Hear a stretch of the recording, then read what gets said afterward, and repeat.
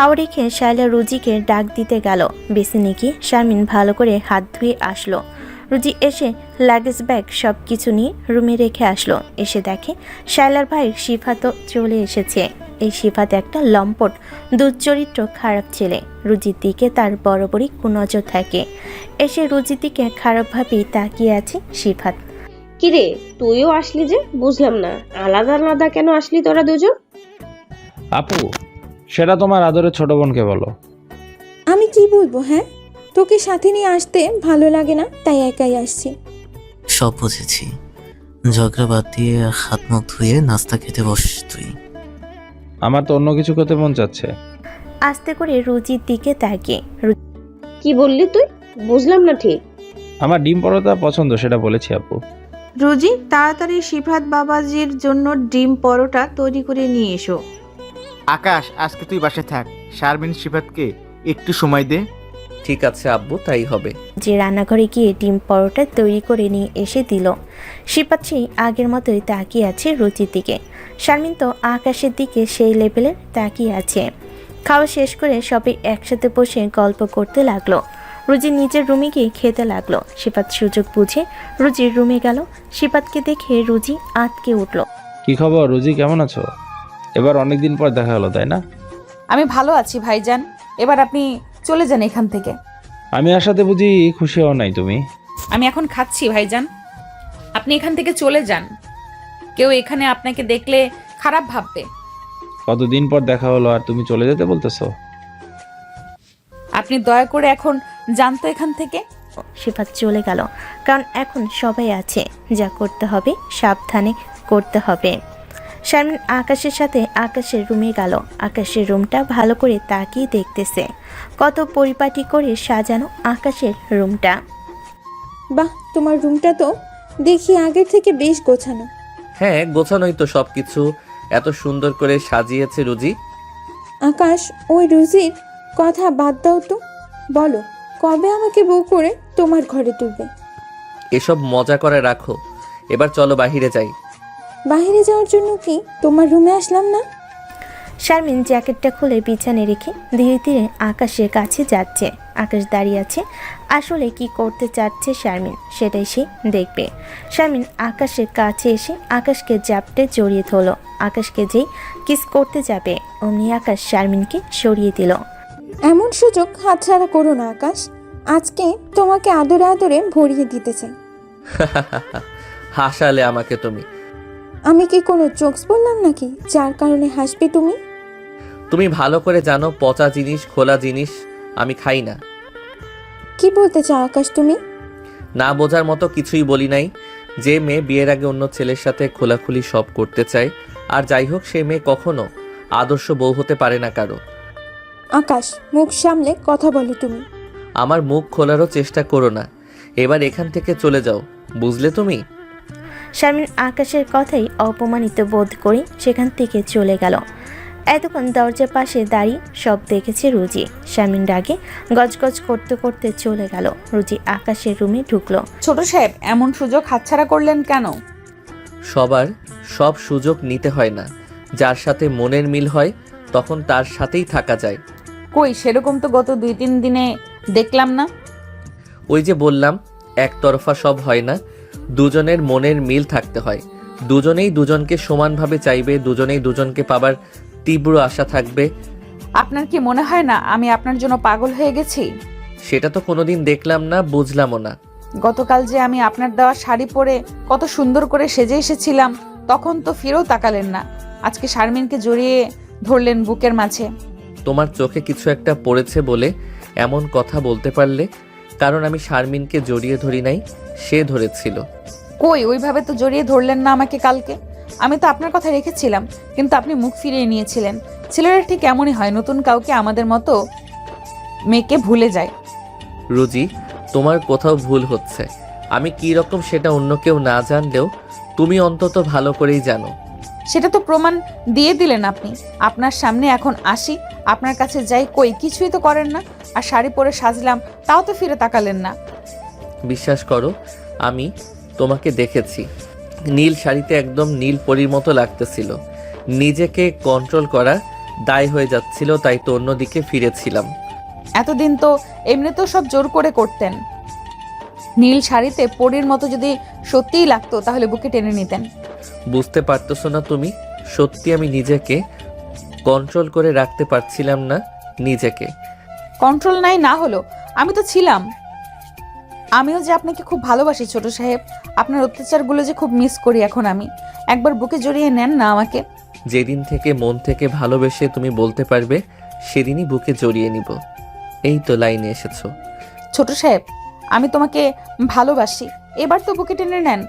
সাথে সাথে আকাশ রুজিকে বুকে টেনে নিল। আজকে রুজির জ্বলন্ত বুকটাই কেউ যেন ফ্রিজের ঠান্ডা পানি ঢেলে দিয়ে ঠান্ডা করে দিল।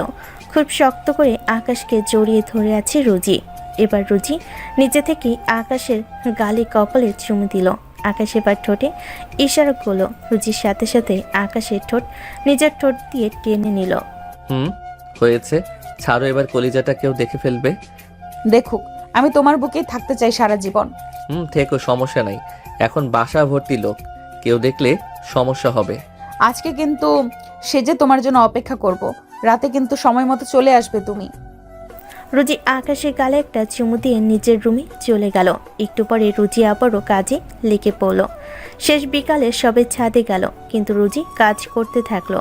শিফাতের সাথে শায়লা আর ফরিদা কথা বলতেছে। সামনে একটু দূরে আকাশের সাথে কথা বলতেছে। আকাশ, তখনকার ঘটনার জন্য আমি সরি। আমি কিছু মনে করি নাই, আর তোমাকে ওভাবে বলাও আমার ঠিক হয় নাই। আচ্ছা আকাশ, আমি কি সত্যি দেখতে খারাপ? কই না তো, তুমি দেখতে সুন্দর আছো, কিন্তু তোমার চলাফেরা, পোশাক এসব আমার ভালো লাগে না। কিন্তু আমি এসবই তো পড়ে এসেছি, আর এসব কিছুই তো আমার ভালো লাগে। যার যেটা ভালো লাগে আর কি। আকাশের সাথে আরও কিছু কথা বলল শারমিন। ওইদিকে শিফাত খেয়াল করে দেখল রুজি এখানে নেই, আর সবাই বাসার ছাদে। তাই সে শায়লা আর ফরিদাকে পানি খাওয়ার মিথ্যা কথা বলে বাসার ভিতরে ঢুকলো। ঢুকেই দেখে রুজি রান্নাঘরে রান্না করতেছে। রুজি রান্না করতেছো নাকি তুমি? হ্যাঁ ভাইজান, রাতের জন্য রান্না করতেছি। আপনার কি কিছু লাগবে এখন? আমার তো তোমাকেই লাগবে রুজি। দেখুন, আমি কিন্তু চিৎকার করব, আমার কাছে আসার চেষ্টা করবেন না আপনি, বলে দিলাম আমি। আরে বাসার ভিতরে তো কেউ নেই, চিৎকার করলেও কেউ শুনতে পাবে না।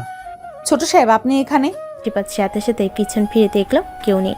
রুজি দৌড়ে নিচের রুমে গিয়ে দরজা লাগিয়ে দিল। শিফাতের রাগ উঠে গেল, কারণ এমন একটা সুযোগ সে আজকে হাতছাড়া করে ফেলেছে। রাতে সবাই খেয়ে যে যার রুমে চলে গেছে। রুজি খুব সুন্দর করে আকাশের জন্য সাজতেছে। এইদিকে শিফাতের মনটা মানতেছে না। চোখের সামনে এত সুন্দর একজন রমণী তাকে কিছুই করতে পারছে না। তাই বুদ্ধি করে ছোট বোন শারমিনের রুমে গেল শিফাত। তোকে মনে হয় আকাশ ডাকতেছে। সত্যি বলতেছো ভাইয়া তুমি? সব কি বুঝিয়ে বলতে হবে নাকি তোকে? শারমিন আর এক মুহূর্ত দেরি না করে আকাশের রুমে চলে গেল। আকাশ তখন বেলকুনিতে দাঁড়িয়ে আছে। একটু পরে সে রুজির কাছে যাবে, রুজিকে দু চোখ ভরে দেখবে, কারণ রুজিও এখন আকাশকে খুব ভালোবাসে। যখন দুটি মনে মিল হয় তখনকার অনুভূতিটাই আলাদা। কিন্তু হঠাৎ করে আকাশ তার রুমে শারমিনকে দেখে অবাক হলো। এত রাতে আমার রুমে তুমি? কোনো কিছুর দরকার নাকি? যাকে ভালোবাসি তার রুমে আসতে আবার কিসের দরকার পড়বে? আমার তো তোমাকেই লাগবে আকাশ। দেখো শারমিন, এসব কিন্তু আমার মোটেও পছন্দ না, বলে দিলাম। আকাশ, আমি কোনো উদ্দেশ্যে আসি নাই তো, তোমার সাথে একটু গল্প করতে আসলাম আমি। সেটা কালকে দিনেও করা যাবে শারমিন, এবার তুমি তোমার রুমে যাও।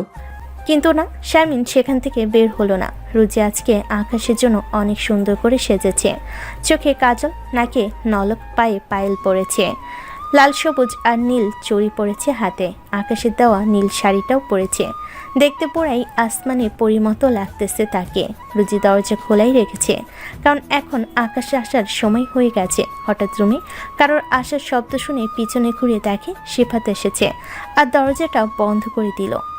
আপনি আমার রুমে এত রাতে, আর দরজাই বা বন্ধ করলেন কেন? হুশ, কথা বলো না, এখন সবাই ঘুমিয়ে গিয়েছে। চোখের সামনে এমন টসটসে জিনিস ঘোরাঘুরি করবে আর আমি চেয়ে চেয়ে দেখবো, তা তো হতে পারে না। আপনি বের হন আমার রুম থেকে, না হলে ভালো হবে না বলে দিচ্ছি। এমন করো না সোনা পাখি, আজকে তোমাকে আদর করব, এর বিনিময়ে দরকার হলে টাকা দিব তোমাকে। আপনার মতো খারাপ লোক একটাও দেখি নাই আমি। আপনার টাকা আপনার কাছে রাখুন, আমার কাছে আসার চেষ্টা করবেন না বলে দিতেছি। আমি কিন্তু চিৎকার করে সবাইকে ডাক দিব। এমন জিনিস এমনি এমনি ভোগ করতে ভালো লাগে না, চিৎকার করো তুমি, আমি বেশ উপভোগই করব। শিফাত এবার ধীরে ধীরে রুজির কাছে গেল। রুজি পিছনে পিছাতে গিয়ে বিছানায় পড়ে গেল। শিফাত হাসতে হাসতে রুজির উপর উঠল। শিফাতের শক্তির সাথে পেরে উঠতেছে না রুজি। রুজি যেই না চিৎকার করতে যাবে অমনি রুজির এক হাত দিয়ে মুখ চেপে ধরল। রুজির দুহাত একসঙ্গে আর এক হাত দিয়ে মাথার উপরে চেপে ধরল। এবার শিফাত নিজের কাজ করার জন্য ব্যস্ত হয়ে গেল। আজকে আর সম্মান বুঝি রইল না। শিফাত তার নিজের কাজ করার জন্য ব্যস্ত হয়ে গেল। এদিকে রুজি ছটফট করা শুরু করেছে, কিছুতেই কিছু হচ্ছে না। অবশেষে যখন শিফাত রুজির হাত একটু নরম করে ধরেছে অমনি বিছানার সাইডে রাখা দাটা বের করে। রুজির সাথে এরকম খারাপ আচরণ আগেও করতে চেয়েছিল শিফাত, তাই তখন থেকেই দাটা রাখা বিছানায়। রুজি এবার যেই না দা দিয়ে কোপ দিবে অমনি শিফাত রুজিকে ছেড়ে দিল। বিছানা থেকে নেমে গেল শিফাত। রুজি, এটা কি করতেছো? দেখো লেগে যাবে তো, দাটা ফেলে দাও তুমি। তোর মতো শয়তানকে সাহায্য করার জন্যই হাতে এটা নিয়েছি। তুই যেমন আমাকে নষ্ট করার সুযোগ খুঁজতেছিলি, ঠিক একইভাবে আজকে সুযোগ আমিও পেয়ে গেছি। দাটা ফেলে দাও, আমি চলে যাচ্ছি আর আসবো না। তোদের মতো কুত্তার লেজ কখনো সোজা হয় না, তাই আজকে তোর আর বাঁচার কোনো অধিকার নেই। এরকম ভুল আর করবো না আমি। রুজি এগিয়ে গিয়ে শিফাতকে কোপ দিতে থাকে আর শিফাত সরে যেতে থাকে। এক পর্যায়ে যখন শিফাত দরজার কাছে আসে তখন দরজা খুলে শিফাত জীবন বাঁচিয়ে পালিয়ে যায়। অল্পের জন্য আজকে শিফাত বেঁচে গেল। রুজি দরজাটা লাগিয়ে দিয়ে নিজেকে শান্ত করলো, তারপর আবারও সুন্দর করে সাজলো রুজি। রুজি জানে আকাশ অবশ্যই আসবে, তাই রাগ কন্ট্রোল করলো, নিজেকে শান্ত করলো। এদিকে আবার শারমিন আকাশের সাথে অহেতুক যত কথা শুরু করে দিয়েছে। আকাশের রাগ হচ্ছে, তবুও নিজেকে সংযত রাখতেছে। অনেক রাত হয়ে গেছে, এবার তুমি তোমার রুমে যাও। থাকি না একটু, গল্প করতে খুব ভালো লাগতেছে আমার। আহা, বুঝো না কেন? কেউ এত রাতে আমার রুমে তোমাকে দেখলে খারাপ ভাববে। আর কিছুদিন পর তোমার সাথে আমার বিয়ে হবে, এখানে কে আমাদের খারাপ ভাববে শুনি?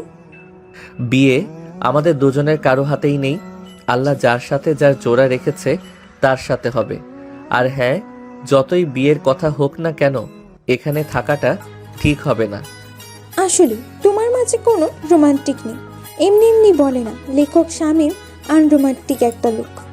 যখন তার রোমান্টিক হওয়ার কথা ছিল তখন লেখক শামীম রোমান্টিক ছিল, আর তখন নায়কের জায়গায় নিজের নাম ব্যবহার করেছে।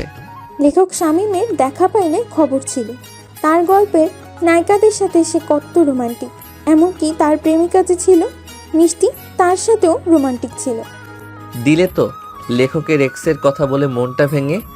শারমিন চলে গেল। আকাশ একটু শান্তি মতো শ্বাস নিতে থাকলো। এতক্ষণ শারমিনের জন্য রুজির কাছে তার যাওয়াই হয়নি। আকাশ ভাবতেছে এত দেরি হয়ে গেল, এখন জেগে আছে নাকি ঘুমিয়ে গেছে রুজি। তবুও আকাশ চারিদিকে ভালো করে তাকিয়ে রুজির রুমের কাছে গেল। গিয়ে দেখে দরজা লাগানো, আস্তে করে টোকা দিল। সাথে সাথে রুজি দরজা খুলে দিল। রুজিকে দেখে আকাশ চোখ ফেরাতে পারতেছে না। আকাশ এভাবে তাকিয়ে থাকে। রুজি চোখ নিচে করলো আর খানিকটা লজ্জাও পেল। আমার আসমানের পরিটাকে আজকে অপরূপ সুন্দরী লাগতেছে। এমন করে বলো না, আমার লজ্জা করে খুব। লজ্জা তো নারীর ভূষণ, আর ছেলেরা লজ্জাপতি নারীকেই বেশি পছন্দ করে। হয়েছে, এবার একটু প্রশংসা কম করো। এটা তো প্রশংসা নয় আমার পরি, তুমি সত্যি অপরূপা, অপরূপ সুন্দরী। আমি যেমনই হই, আমি শুধু তোমার, বুঝলে প্রিয়? না বুঝে কি উপায় আছে? তুমি আমার না হলে জোর করে নিজের করে নিতাম। সেটা তো কয়েকদিনে ভালো করেই দেখেছি আমি। এত এত সুযোগ পাওয়া সত্ত্বেও তুমি কিছু করতে পারো নাই। যেখানে তোমাকে সারা জীবনের জন্য পেতে চাই, সেখানে ক্ষণিকের সুখের জন্য ওসব ভালো না। জানো কি, ভালোবাসার মাঝে চাওয়া পাওয়া, চাহিদা এগুলো থাকতে নেই। চাওয়া পাওয়া চাহিদা না থাকলে আপন হব কেমন করে? আরে বাবা, আমি বলতে চেয়েছি ভালোবাসার মাঝে খারাপ ইচ্ছে, আশা, চাহিদা, খারাপ চাওয়া পাওয়া সম্পর্ক নষ্ট করে দেয়। আকাশ, আমি না মাঝে মাঝে বুঝি না তুমি আসলে কি চাও। তুমি কি সত্যি আকাশ নাকি অন্য কেউ? কেন এ কথা বললে তুমি? কারণ এর আগে কত জোর করতে, কত কিছু করতে, আর এখন? তখন তো আর তুমি এতটা ভালোবাসো নাই, তাই তো সব সময় জোর করেছি। তোমাকে সব সময় অত্যাচার করতাম, যাতে তোমার মনে জায়গা করে নিতে পারি। এই জন্যই তো যখন পাশে ছিলে না তখন তোমার অত্যাচারগুলো মিস করেছি খুব। আজকে আর তোমার কাছে যাব না। আমিও চাই তুমি যাও। আচ্ছা চলো না ছাদে যাই দুজনে। আকাশ রুজিকে সাথে নিয়ে ছাদে গেল। জ্যোৎস্না রাত, কত সুন্দর লাগতেছে সব কিছু। দুজন পাশাপাশি ছাদের রেলিং ধরে দাঁড়ালো। আকাশ একবার আকাশের চাঁদের দিকে দেখতেছে, একবার রুজির দিকে দেখতেছে। কি হলো এভাবে বারবার কি দেখো? ওই যে আকাশের চাঁদ দেখতেছো না, তার থেকেও তোমাকে সুন্দর লাগতেছে। ইস অমন করে বলো না তো, আকাশের চাঁদটাও যে তোমার কথা শুনে লজ্জা পেয়ে যাবে। পাক না একটু লজ্জা, তবুও যে তুমি ওই চাঁদের চেয়ে অসম্ভব সুন্দরী। আচ্ছা আকাশ, কখনো আমাকে ছেড়ে যাবে না তো তুমি? এটা কেমন কথা রুজি? না, মাঝে মাঝে খুব ভয় হয় যদি কখনো কোনো দিন আমাকে ছেড়ে যাও। ছেড়ে যাবার জন্য ভালোবাসলে তোমার সাথে সেই কবেই খারাপ কিছু করতে পারতাম আমি। তবুও তোমরা কত বড় লোক আর আমি এতিম কাজের মেয়ে তোমাদের বাসার। এসব কথা কি বলা খুব জরুরি রুজি? ভালোবাসা কি ধনী গরিব এসব দেখে হয়? বলো না, ছেড়ে যাবে কি আমাকে? ছেড়ে যাবার জন্য তো তোমার হাত ধরি নাই রুচি, সারা জীবন একসাথে থাকার জন্য তোমার হাত ধরেছি আমি। তুমি কি লেখক শামীমের এক্স মিষ্টির মতো আমাকে ছেড়ে যাবে? আমি কি সেই মিষ্টির মতো নাকি? আমি হলাম রুজি, জীবন দিব তবুও তোমাকে ভুলবো না। দুজনেই ছাদে পাশাপাশি বসলো। রুজি আকাশকে জড়িয়ে ধরে বুকে মাথা রাখলো। আকাশ রুজির মাথায় একটা চুমু দিল। সারাটা রাত রুজি আকাশের বুকে মাথা রেখে কাটিয়ে দিল। ফজরে আজানের পর রুজি আকাশের বুক থেকে মাথাটা তুলে আকাশের ঠোঁটে একটা চুমু দিয়ে নিজের কাজ করার জন্য চলে গেল। সকাল 11টার দিকে শারমিন রুজির কাছে আসলো। রুজি তখন রান্না করতেছিল দুপুরের জন্য। শারমিন এসে রুজির কাজে ব্যাঘাত ঘটাতে থাকলো। তবুও রুজি শারমিনকে কোনো কিছু বলল না। এক পর্যায়ে সহ্য করতে না পেরে, আপামনি, আপনার কি কোনো দরকার ছিল কোনো কিছু করতে হবে? তোর সমস্যা কি আমাকে সেটা বলতো, নাকি আমি এখানে আছি বলে তোর সমস্যা হচ্ছে? আপনি যেভাবে কাজে ব্যাঘাত ঘটাচ্ছেন তাতে তো রান্না করা মুশকিল হয়ে গেল আমার। শারমিন নিজের কাপড় এলোমেলো করলো, চুলগুলো এলোমেলো করলো। রুজি তো শারমিনের এরকম কর্মকাণ্ড দেখে বেশ অবাক। তারপর শারমিন চিৎকার করে তার আপু আর তার মাওইকে ডাকতে লাগলো। তারা দুজনেই দৌড়ে রান্নাঘরে আসলো শারমিনের এমন অবস্থা দেখে।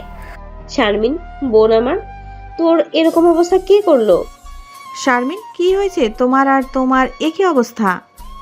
আপু, আন্টি, আমি রান্নাঘরে এসে রুজিকে বললাম, রুজি আমি একটু পানি খাবো। তখন সে আমাকে নিজে নিয়ে খেতে বলে। আমি নিজে নিয়ে খাই। তারপর যখন বলি কি রান্না করতেছো, তখন সেই রাগ করে। তারপর দেখি তরকারিতে বেশি লবণ দিছে। আমি মানা করতে আমার এই অবস্থা করেছে। কি এত বড় সাহস? তুই আমার বোনের গায়ে হাত দিয়েছিস? ভাবে বিশ্বাস করেন আমি এরকম কিছুই করি নাই। আপামনি সব মিথ্যা বলতেছে এবং আমার কাজে ব্যাঘাত ঘটাতেছিল। আপু, ও মিথ্যা বলতেছে। বরং রুজি আমাকে বলতেছে তোদের জন্য আমার শান্তি নেই। আমি কি এই বাসার কাজের মেয়ে বলে দাম নেই যে যখন যা ইচ্ছে তাই করে নিস? কাজের মেয়ে হয়ে আমাদের আত্মীয়র সাথে এরকম ব্যবহার করছিস তুই? ফরিদা রুজিকে ধরেছে আর শাইলা রুজিকে ইচ্ছে মতো মারল। শারমিন যে মিথ্যা বলে এটা রুজি জানে, কিন্তু রুজিকে যে এরকমটা করে মার খাইয়ে নিবে সেটা রুজি বুঝতে পারে নাই। আপু থাক, আর মেরো না। ও ছোট লোককে বলে কি আমরাও ছোট লোক নাকি? দেখ নবাবজাদি, আমার বোনকে দেখ। আমার বোনের সাথে খারাপ ব্যবহার করে বোনের গায়ে হাত তোলার পরও তোকে মারতে মানা করছে। ভাবি, আপনি আপামনির কথা শুনে আমাকে মারলেন? শারমিন মিথ্যা কথা বলার মেয়ে নয়, আর শারমিন ভবিষ্যতে আকাশের বউ হবে, বুঝলি? শারমিন যা বলবে তাই তোকে শুনতে হবে, কাচ্চোর একটা। আন্টি, আমার আর ভাইয়ার কাপড়গুলো ধুতে হবে। ওকে একটু বলে দেন না। বলার কি আছে, রান্না তো শেষ। এখন তোমাদের দু ভাই বোনের কাপড় ধুয়ে দিবে সে। যা, এখন কাপড়গুলো ভালো করে ধুয়ে দে। রুজি কাঁদতে কাঁদতে কাপড় ধোয়ার জন্য চলে গেল। শারমিন মুচকি মুচকি হেসে কাপড়গুলো এনে দিতে থাকলো। গালে আঙ্গুলের দাগ পড়ে গেছে। এরকম মিথ্যা কথা বলে কেন মার খাইয়ে নিল সেটাই তো রুজি বুঝলো না। শারমিন রুজির কাপড় ধুয়ে দেওয়া দেখতে থাকলো। এবার রুজির পাশে গিয়ে দাঁড়ালো। এইটাই তো ভাবতেছি, কেন মিথ্যা কথা বলে তোকে মার খাইয়ে নিলাম। আমি তো আপনার কোনো ক্ষতি করি নাই আপামনি, তাহলে কেন এমন করলেন? রাগ তোর ন্যাকা কান্না। কাল রাতে সিফাত ভাইয়ার সাথে কি করেছিস এত তাড়াতাড়ি ভুলে গেলি? মানে কি বলছেন এসব? কাকে সিফাত ভাইয়াকে দা দিয়ে কোপাতে চাসনি তুই? আপনার ভাই আমার সাথে খারাপ কিছু করতে চেয়েছিল। তোর সাথে তো খারাপ কিছু করে নাই, তাহলে কেন ভাইয়ার সাথে এই কাজ করলি? তোর ভয়ে ভাইয়া তার রুম থেকে বের হতে পারতেছে না। আমি যদি ওই কাজ না করতাম তাহলে আপনার ভাই আমার সর্বনাশ করে দিত, আমার ইজ্জত হরণ করতে চেয়েছিল। কাজের মেয়ের আবার ইজ্জত? তোদের মতো মেয়ের ইজ্জতের কোনো দাম আছে নাকি? আপামনি, ভুলে যাবেন না আপনিও একটা মেয়ে। আমাদের মতো গরিব ঘরের মেয়েদের নিজের সতীত্ব আর ইজ্জত সব কিছু। আপনাদের মতো বড়লোকের মেয়েদের মতো না, নিজের ইজ্জত বাজারের মেয়েদের মতো সবার কাছে তুলে দেব। শারমিন দাঁড়িয়ে থাকা অবস্থায় রুজিকে একটা লাথি মারল। রুজির মাথাটা দেওয়ালে লেগে ফুলে গেল আর ব্যথা করতে লাগলো। তোর কত বড় সাহস আমাকে খারাপ বলিস? যতদিন এখানে আছি তোকে মোটেও শান্তিতে থাকতে দিব না আমি। তোরা হলি গরিব, তোরা ইজ্জত বিক্রি করিস, আর তোদের মতো মেয়েদেরকে সবাই ভোগ করে। মুখ সামলে কথা বলবেন বলে দিলাম। এবার আমার হাতও উঠতে পারে। ভুলে যাব আপনি এই বাসার মেহমান। আপনার মতো আমরা না যে নিজের ইজ্জত বিক্রি করব আর সবাইকে দেখিয়ে বেড়াবো। সব কিছু সময়ই বলে দিবে। তোর কপালে খুব ভালোই দুঃখ আছে, বুঝলি? জানা আছে, কি আর করবেন? ওই মিথ্যা বলে মার খাইয়ে নেবেন, এর বেশি কিছু না। শারমিন সেখান থেকে চলে গেল, গিয়ে শিপাতের সাথে বুদ্ধি করতে লাগলো কি করে রুজিকে আরও শায়েস্তা করা যায়। দুজনে একটা বুদ্ধি বের করলো। শারমিন এবার তার আপুর কাছে গেল। আপু, সিফাত ভাইয়ার হাত পা গুলো খুব ব্যথা করতেছে, এর কারণে ভাইয়া বিছানা থেকে উঠতে পারতেছে না। তুই একটু রুজিকে বলে ভাইয়ার হাত পা গুলো টেপার ব্যবস্থা করে দে না। শায়লা রুজিকে ডাক দিল। রুজি নিচের কাজ ফেলে দৌড়ে চলে আসলো শায়লার কাছে। সিফাতের হাত পাগুলো ব্যথা করছে, এখন যত কাজ আছে সব রেখে ওর রুমে গিয়ে ওর হাত পাগুলো টিপে দে। ভাবি, আমি এই কাজ করতে পারবো না। আপনি অন্য কোনো কাজের কথা বলেন, সেটা আমি করে দিতেছি। কেন পারবি না সেটা আমাকে বল। ভাবি, উনি পরপুরুষ, আত্মীয় মানুষ, এ বাসায় কেউ না, তাই আমি পারবো না। কাজের বেটি হয়ে তোর মুখে ধর্মের বাণী, তাই না? রুজির গায়ে এবার দুবোন হাত তুলো। ফরিদা এসো সব শুনলো। সে রুজিকে মারতে থাকলো। শেষে মার সহ্য করতে না পেরে রুজি শিফাতের রুমের দিকে পা বাড়ালো। শারমিন তা দেখে হাসতে লাগলো। এবার রুজিকে বাঁচাবে টাকে। রুজি খুব ভয় করতেছে, কারণ শিফাতের কাছে গেলে যদি গত রাতের প্রতিশোধ তুলি, আর শিফাতের রুমটাও শেষের দিকে, চিৎকার করলেও কেউ ড্রয়িং রুম থেকে শুনতে পাবে না। তাহলে কি শারমিন এই বুদ্ধি করেছিল শিফাতের সাথে? রুজির বুক ধুকপুক করতেছে, এক ভাবতেছে যাবে কি যাবে না। শিফাতের রুমের দরজার কাছে চলে এসেছে রুজি। যে না দরজা খুলে ভেতরে ঢুকে অমনি আকাশের চিৎকার শুনতে পেল। রুজি দৌড়ে আবারও ড্রয়িং রুমে গেল। এভাবে চিৎকার করতেছিস কেন আকাশ? আর অফিস থেকে এত তাড়াতাড়ি তুই আসলি যে? চিৎকার করব না তো কি করব? অফিসে কাজের চাপ, তার উপর আমি অসুস্থ। এটা কি কারো মাথায় আছে? আকাশ ভাই আমার, কি হয়েছে তোর? বল আমাকে। আমার মাথাটা ধরেছে, গায়ে মনে হয় জ্বর আছে। শারমিন, একটু আমার রুমে চলো, আমার মাথায় পানি ঢেলে দিবে আর মাথাটা টিপে দিবে। না না আকাশ, আমি যেতে পারবো না। জ্বর হলো ভাইরাস জিনিস, তোমার থেকে আমারও হতে পারে। বাসায় এসেছি থেকে রুজিকে দেখতেছি না। তোমাদের সবাইকে বলছি না আমি আসলে রুজি যেন আমার কাজগুলো করার জন্য সবার আগে আসে। ওই তো রুজি ওখানে দাঁড়িয়ে আছে। ওই রুজি, আকাশ কি বললো শুনতে পারিসনি তুই? যা আকাশের রুমে যা, ছেলেটার আমার জ্বর হয়েছে। চলুন ছোট সাহেব, আমি পানি ঢেলে দিব আপনার মাথায়। রুজি মনে করেছে সত্যি সত্যি আকাশে জ্বর এসেছে, মাথা ব্যথা করতেছে। কিন্তু আকাশে কিছুই হয়নি। যখন রুজিকে পরিতা শায়লা মারতেছিল, তখন দারুণ বাসে পানি নেওয়ার জন্য ঢুকে দারুণ সব দেখতে পায়, আর সাথে সাথে আকাশকে ফোন করে জানায়। আকাশ রুজির হাত ধরে টেনে রুমে নিয়ে যায় আর দরজা বন্ধ করে দেয়। তোর খুব সাহস বেড়ে গেছে তাই না? তুই খুব চালাক মনে করিস নিজেকে তাই না? কি বলো এসব তুমি? আকাশ কোনো কথা না বলে ঠাস করে রুচি গালে একটা থাপ্পড় দিল। এমনিতেই তখন মার খেয়েছে, তারপর আবার আকাশ এমন তাকে মারলো। রুচি করুণ চোখে আকাশের দিকে তাকালো। আকাশের এই তাকানো পছন্দ হলো না, তাই রুজির মুখটা চেপে ধরলো। রুজির খুব লাগতেছে, কিন্তু মুখ বুজে সব সহ্য করে নিতেছে সে। তোকে যে একটা ফোন দিয়েছি সেটা কিসের জন্য বল? লাগতেছে আমার, ছাড়ো তুমি। শান্ত হও বলতেছি। আমাকে ছেড়ে অন্য ছেলের রুমে যাস তার হাত পা টিপে দেওয়ার জন্য? হঠাৎ করে সব হয়ে গেল তাই ফোন করতে পারি নাই আমি। আর সবার সামনে ফোন নিয়ে আসলে আমাকে সন্দেহ করতো সবাই। যদি দারোয়ান চাচা আমাকে ফোন না করতো আর সব কিছু না বলতো তখন? কি করব আমি? আমার কি কোনো অধিকার আছে তুমি বলো? আমি তো এই বাসার কাজের মেয়ে, তাই তো সবাই অপমান করে গায়ে হাত তোলে। আমার কাছে তো খুব শক্তি দেখাস, তাহলে সবার অন্যায়ের প্রতিবাদ করতে পারিস না? প্রতিবাদ করার ফলে যদি আমাকে বাসা থেকে তাড়িয়ে দেয় তখন কি করব আমি? তাহলে এত পড়াশোনা কিসের জন্য করতেছিস তুই? টিউশন করেও তো চলতে পারিস নাকি? আমি তোমাকে ছেড়ে কোথাও যেতে পারবো না। এভাবে তো সারা জীবন সবসময় নাও থাকতে পারি। নিজের বিপদ থেকে নিজেকে তো রক্ষা করা শিখতে হবে। একা পথ চলা শেখা লাগবে তোমার। রুজি আকাশকে জড়িয়ে ধরল। আকাশকে জড়িয়ে ধরে কাঁদতে লাগলো রুজি। রুজি আকাশকে অনেকটা ভালোবাসে। আকাশকে ছাড়া সে নিজেকে অন্ধকার দেখে। আকাশও রুজিকে জড়িয়ে ধরল শক্ত করে। ছাড়ো, একটু বিশ্রাম করব আমি। তোমার না জ্বর, মাথা ব্যথা? আমি মাথা টিপে দিতেছি, তো কপালে মলম লাগিয়ে দিতেছি। তুমি কি কোনোই বোঝো নাই রোজি? আরে পাগলি, আমার কিছুই হয় নাই। আমি তোমার জন্যই অফিস থেকে চলে আসলাম। আকাশ রুজিকে কোলে করে নিয়ে বিছানায় শুয়ে পড়ল। খুব শক্ত করে রুজিকে জড়িয়ে ধরে একটা ঘুম দিল আকাশ। হঠাৎ তার ভাবি ডাকে আকাশের ঘুম ভেঙে গেল। রুজি তখনও আকাশের বুকে মাথা রেখে ঘুমিয়ে আছে, দরজা না খুলে। কি হলো ভাবি, ডাকতেছো কেন তুমি? আকাশ, রোজিকে পাঠিয়ে দে না, রাতে রান্না করতে হবে তো। আজকে রাতের রান্নাটা তুমি আর শারমিন মিলে করো। কতদিন তোমার হাতের রান্না খাই না। আর শারমিন তো এ বাসার ছোট বউ হবে, একটু তো রেঁধে খাওয়াতে পারে। ধুর বোকা, এভাবে কি বলতে হয় নাকি? আমি এক্ষুনি শারমিন সহ রান্না করতেছি। তোর সব পছন্দের খাবার দু বোন মিলে রাঁধবো। এত জোরে কথা বলে রুজির ঘুম ভেঙে গেল। সবকিছু রুজি শুনতে পেল, কিন্তু যখন শুনল শারমিন এ বাসায় ছোট বউ হবে তখন হাসি মাখা মুখটা রুজির অন্ধকার হয়ে গেল। তোমার আবার কি হলো? এভাবে মন খারাপ করে আছো যে? সত্যি কি শারমিনকে বিয়ে করে এ বাসার ছোট বউ করবে? হ্যাঁ, করবো তো। তুমি হবে আমার বড় বউ, শারমিন ছোট বউ। সব বড়লোকের ছেলেরা একই রকমের হয়। ধুরো পাগলি, তুমি ছাড়া এই জীবনে দ্বিতীয় কেউ আসবে না আমার জীবনে।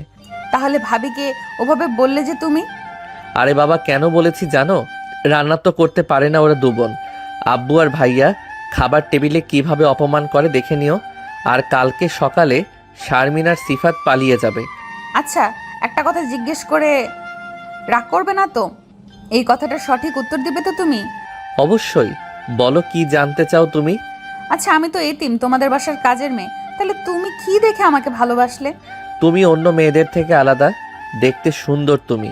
তোমার লোভ লালসা নেই, খারাপ চাহিদা ইচ্ছে নেই তোমার। তোমার ব্যবহার অনেক ভালো, কাজে কর্মে উপযুক্ত তুমি। আর একটা বিশেষ কারণ আছে, সেটা সময় হলে জানাবো তোমাকে। সেটা অবশ্য অনেক গুরুত্বপূর্ণ কথা এবং সেটা তোমার জানা খুব দরকার। বলো না এখন আমাকে তুমি। এখন নয় রোজি, সময় মতো সব জানতে পারবে তুমি। আমি তোমাকে সব জানাবো। আর হ্যাঁ, সব জানার পর আমাকে ছেড়ে যেও না তুমি। তুমি আমার সব, তোমাকে আমি ছাড়বো কেন? সব সময় আঁচলে বেঁধে রাখবো তোমাকে। রাতে সবাই খেতে বসেছে একসাথে, কিন্তু রান্না এমন জঘন্য হয়েছে, সাথে আকবর হোসেন নানা কথা বলা শুরু করলো। ফারহান তো পারে না যে রেঁধেছে তাকে মারতে, কিন্তু পরে যখন জানলো রান্না করেছে শায়লা আর শারমিন, তখন সবার কথা সুর পাল্টে গেল। নিজের হাতের রান্না করা খাবার খেয়ে শারমিন বুঝলো কতটা বাজে রান্না সে করেছে। পরের দিন সকালে সিফাত আর শারমিন দুজনেই লজ্জায় চলে গেল। যাক, তবে এবার অন্তত একটু বেঁচে গেল রুজি, কারণ সিফাত আর শারমিন যেভাবে লেগেছিল তাতে রুজির অবস্থা খারাপই ছিল। এভাবে 3 মাস কেটে গেল। আকাশ রুজির রুমে এসেছে। রুজি পড়তেছে, কারণ রুজির কালকে BCS এর প্রিলি পরীক্ষা আছে। তুমি তোমার রুমে গিয়ে ঘুমিয়ে পড়ো আকাশ, আমি পড়া শেষ করে ঘুমাবো। বেশি কথা বলো না তো তুমি, আমি পাশে আছি, তুমি পড়ো। তুমি থাকলে পড়তে সমস্যা হয়, বারবার তোমার বুকে মাথা রাখতে মন চায়। আকাশ রুজিকে টেনে নিয়ে বিছানায় উঠল। রুজিকে জড়িয়ে নিল নিজের বুকের মাঝে। রুজি আকাশকে জড়িয়ে ধরে পড়তে থাকলো। আকাশ মাঝে মাঝে রুজির চুলে বিলি কেটে দিতেছে। রুজিরও পড়তে বেশ ভালোই লাগতেছে। দুজনের ভালোবাসা এতটাই গভীর যে কেউ কাউকে ছাড়া থাকতে পারে না। আমার পড়া শেষ, এবার তুমি তোমার রুমে যাও, আমিও একটু ঘুমিয়ে নেই। খুব ভোরে উঠে সব কাজ করে তবেই পরীক্ষা দিয়ে যেতে হবে। আচ্ছা, তুমি যেও, আমি পরীক্ষা শেষ হলে তোমাকে নিয়ে আসবো। আচ্ছা ঠিক আছে, তাই হবে, এবার যাও। রুজি আকাশকে চুমু দিল। আকাশও রুজির পুরো মুখে চুমু দিয়ে চলে গেল। আকাশ জানে রুজির মেধা খুব ভালো, আর রুজি ভালোভাবে প্রিলি পরীক্ষা উত্তরে যাবে। পরের দিন রুজি সব কাজ শেষ করে পরীক্ষা দিতে গেল। আকাশ ঘুম থেকে উঠে ফ্রেশ হয়ে খেয়ে রুজিকে নিয়ে আসার জন্য গেল। আকাশ দেখে রুজি পরীক্ষা শেষ হয়েছে আর একাই দাঁড়িয়ে আছে। এতক্ষণ লাগলো তোমার আসতে? সে কখন থেকে দাঁড়িয়ে আছে আমি তোমার জন্য। ঘুম থেকে উঠতে দেরি হয়েছে, বাইকে ওঠো, তুমি এক জায়গায় যাব। আকাশ বাইক টান দিল। রুজি সকাল থেকে কোনো খাবার খায় নাই, সেটা আকাশ জানে। তাই রুজিকে নিয়ে একটা রেস্টুরেন্টে গেল। নিজ হাতে রুজিকে খাইয়ে দিল আকাশ। খাওয়া শেষ করে রুজিকে বাসার সামনে নামিয়ে দিয়ে আকাশ অফিসে চলে গেল। এভাবেই আরও বেশ কয়েকদিন চলে গেল। এর মাঝে আকাশের বোন আশফি আসলো। আকাশের একটা ভাগ্নি আছে, তার নাম তাবাচ্চুম। আশফিও তার বাপ আর ভাইয়ের মতো রুজিকে সহ্য করতে পারে না। আম্মু, এখন এই মেয়েটাকে বিদায় করো নাই তোমরা? কিসের জন্য তাকে এখানে রেখেছো তোমরা? সেটা আকাশকে বলবি। তোর আদরের ভাইয়ের জন্য তো বিদায় দিতে পারি না। তার কথা, রুজি এ বাসায় সব কাজ করে, কার কি লাগে, কার কি পছন্দ সব রুজি জানে। আর আকাশের নাকি সব কাজ করার জন্য রুজিকে লাগবে। এবার যখন এসেছি তখন এই মেয়েকে বিদায় জানাবো আমি।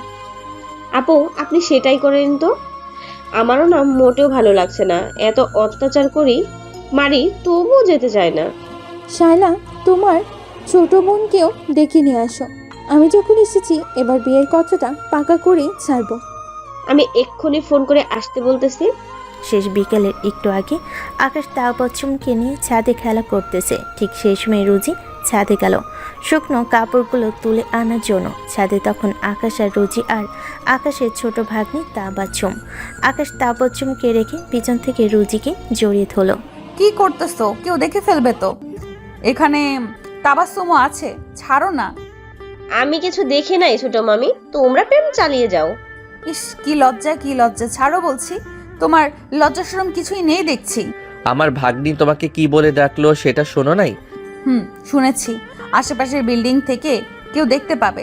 ছাড়ো তো আমাকে আকাশ। তুমি মামু ছেড়ে দাও, কাউকে দেখলে ছোট মামিকে আবার মারতে পারে। রুজি কাপড় তুলে যাওয়ার সময় আকাশকে ভেঙচি কেটে চলে গেল। আকাশও পিছনে দৌড় দিল। ততক্ষণে রুজি ভিতরে চলে গেল। শারমিন এসেছে থেকে সবসময় আকাশের পিছনে আঠার মতো লেগে থাকে। আকাশ আর রুজির দেখা হয়, কথা হয় না। তার উপর আবার আশফি সবসময় দৌড়ের উপর রাখে আশফি। এরই মাঝে রুজির লিখিত পরীক্ষার সময় হলো। আকাশ কোনো রকম রুজির রুমে গেল। সেটা আবার আশফির চোখ এড়ালো না। তাই কি হয় শোনার জন্য দরজার কাছে গেল। তুমি এখানে আসলে কেন? কেউ দেখে ফেললে সমস্যা হবে তো। তোমাকে ছাড়া কতটা দিন একা একা আছি। কালকে দরকার হলে পরীক্ষার পর সব সময় দিব তোমাকে। এখন তুমি এখান থেকে চলে যাও আকাশ। আকাশ রুজির রুম থেকে বের হলো, কিন্তু আশফি তেমন কথাই শুনতে পেল না। পরের দিন রুজি বিসিএস লিখিত পরীক্ষা দেওয়ার জন্য গেল। আকাশ আগের মতোই ঘুম থেকে উঠে ফ্রেশ হয়ে খেয়ে বের হলো। সেই সময় আকাশ, তুই আজকে তোর সাথে শারমিনকে অফিসে নিয়ে যা। আপু, আজকে হবে না, আর একদিন নিয়ে যাব শারমিনকে। আজকে নিয়ে গেলে কি হবে শুনি? আজকে অফিসের কাজে অন্য জায়গায় যেতে হবে আমাকে, তাই আজকে হবে না, এই জন্যই তো বললাম। তাহলে তাড়াতাড়ি ফিরে এসো, একসাথে কোথাও ঘুরতে যাব। বিকালে তৈরি থেকো, তখন ঘুরতে যাব আমরা। আকাশের আজকেও দেরি হয়ে গেল। গিয়ে দেখে রুজি দাঁড়িয়ে আছে সেখানে। আকাশ রুজিকে নিয়ে একটা পার্কে গেল। ভাগ্যের কি নির্মম পরিহাস, সেখানে সিফাত একটা মেয়ে নিয়ে আগে ঘুরতে এসেছে। সিফাত রুজি আর আকাশের সব কিছু মোবাইলে ভিডিও করে শায়লার কাছে পাঠিয়ে দিল। শায়লাও সব কিছু তার শাশুড়ি আর ননদকে দেখালো। আর তখনই আশফি সব কিছু বুঝে গেল। এখন রুজি বাসে ফিরে আসার অপেক্ষা। আকাশ রুজি সহ অনেকক্ষণ ঘুরলো, খাওয়া দাওয়া করলো। দিনটা সত্যি তাদের দুজনে অনেক অনেক ভালো কাটলো। রুজি নিজের ভুলে গেছে তাকে বাসে ফিরে কাজ করতে হবে। অনেক সময় পার করার পর রুজির মনে হলো বাসে ফিরতে হবে, তাই সে আকাশকে বাসে নিয়ে যেতে বলল।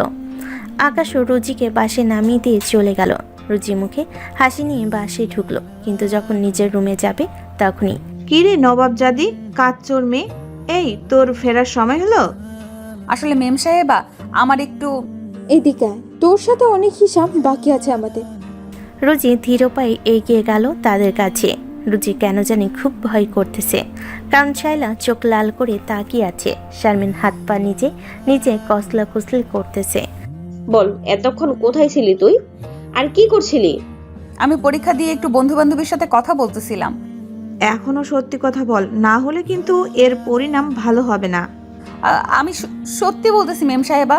সত্যি যদি বলিস তাহলে কেন তোর কথা আটকে যাচ্ছে? কই কথা আটকে যায়? তাহলে এটা কি? ভিডিওটা দেখে রুজি ভয়ে কাঁপতেছে, তারপর সবাই তাকে রাগী চোখে দেখতেছে। দারোয়ানের কেন জানি কেটে নেই, বাসে এখন কাউকে দেখতেও পারতেছে না।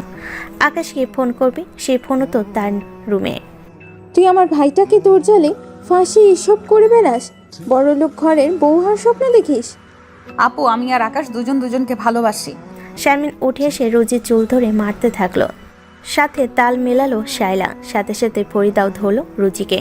কি মারটাই না মেরেছে রুজিকে, চিৎকার করতেছে বাঁচার জন্য, কিন্তু কারোর মনে কোনো দয়া হচ্ছে না। শারমিন রান্নাঘরে গিয়ে ছুরি গরম করে এনে রুজির পিঠে বসিয়ে দিল। রুজির সাথে সাথে আল্লাহ গো মাগো বলে চিৎকার করে কাঁদতে লাগলো। বল, আমার ছেলের সাথে আর কোনো করবি? তার সাথে ঘুমাবি? তোর খুব সাহস আমার হবু বরের সাথে টাঙ্কি মারিস। আজকে তোকে এখানে শেষ করে দিব। তুই নাকি আবার আমার ভাইকে দা দিয়ে কোপাতে চেয়েছিলি, আজকে তোকে এখানেই মেরে ফেলবো আমরা। আবারও উড়োধরা মার শুরু করে দিল। কেউ মুখ চেপে ধরে তো কেউ হাত মুছে ধরে, কেউ আবার চুল ধরে মারে। রুজির এখন প্রায় মরা মরা অবস্থা। রুজিকে কে বাঁচাবে এমন কোনো লোক নেই। আর বেরো না, এখন ছেড়ে দাও ওকে। না আপু, ছাড়বো না। ছোট লোক হয়ে আমার স্বপ্ন নষ্ট করতে চাইছে সে। হয়েছে, এবার থামো তোমরা, আমি দেখতেছি। আসবি রুজিকে ধরে তার রুমে নিয়ে গেল, সেখানে তাকে বিছানায় শুয়ে দিল। রুজি ব্যথায় আর যন্ত্রণায় কাতরাচ্ছে।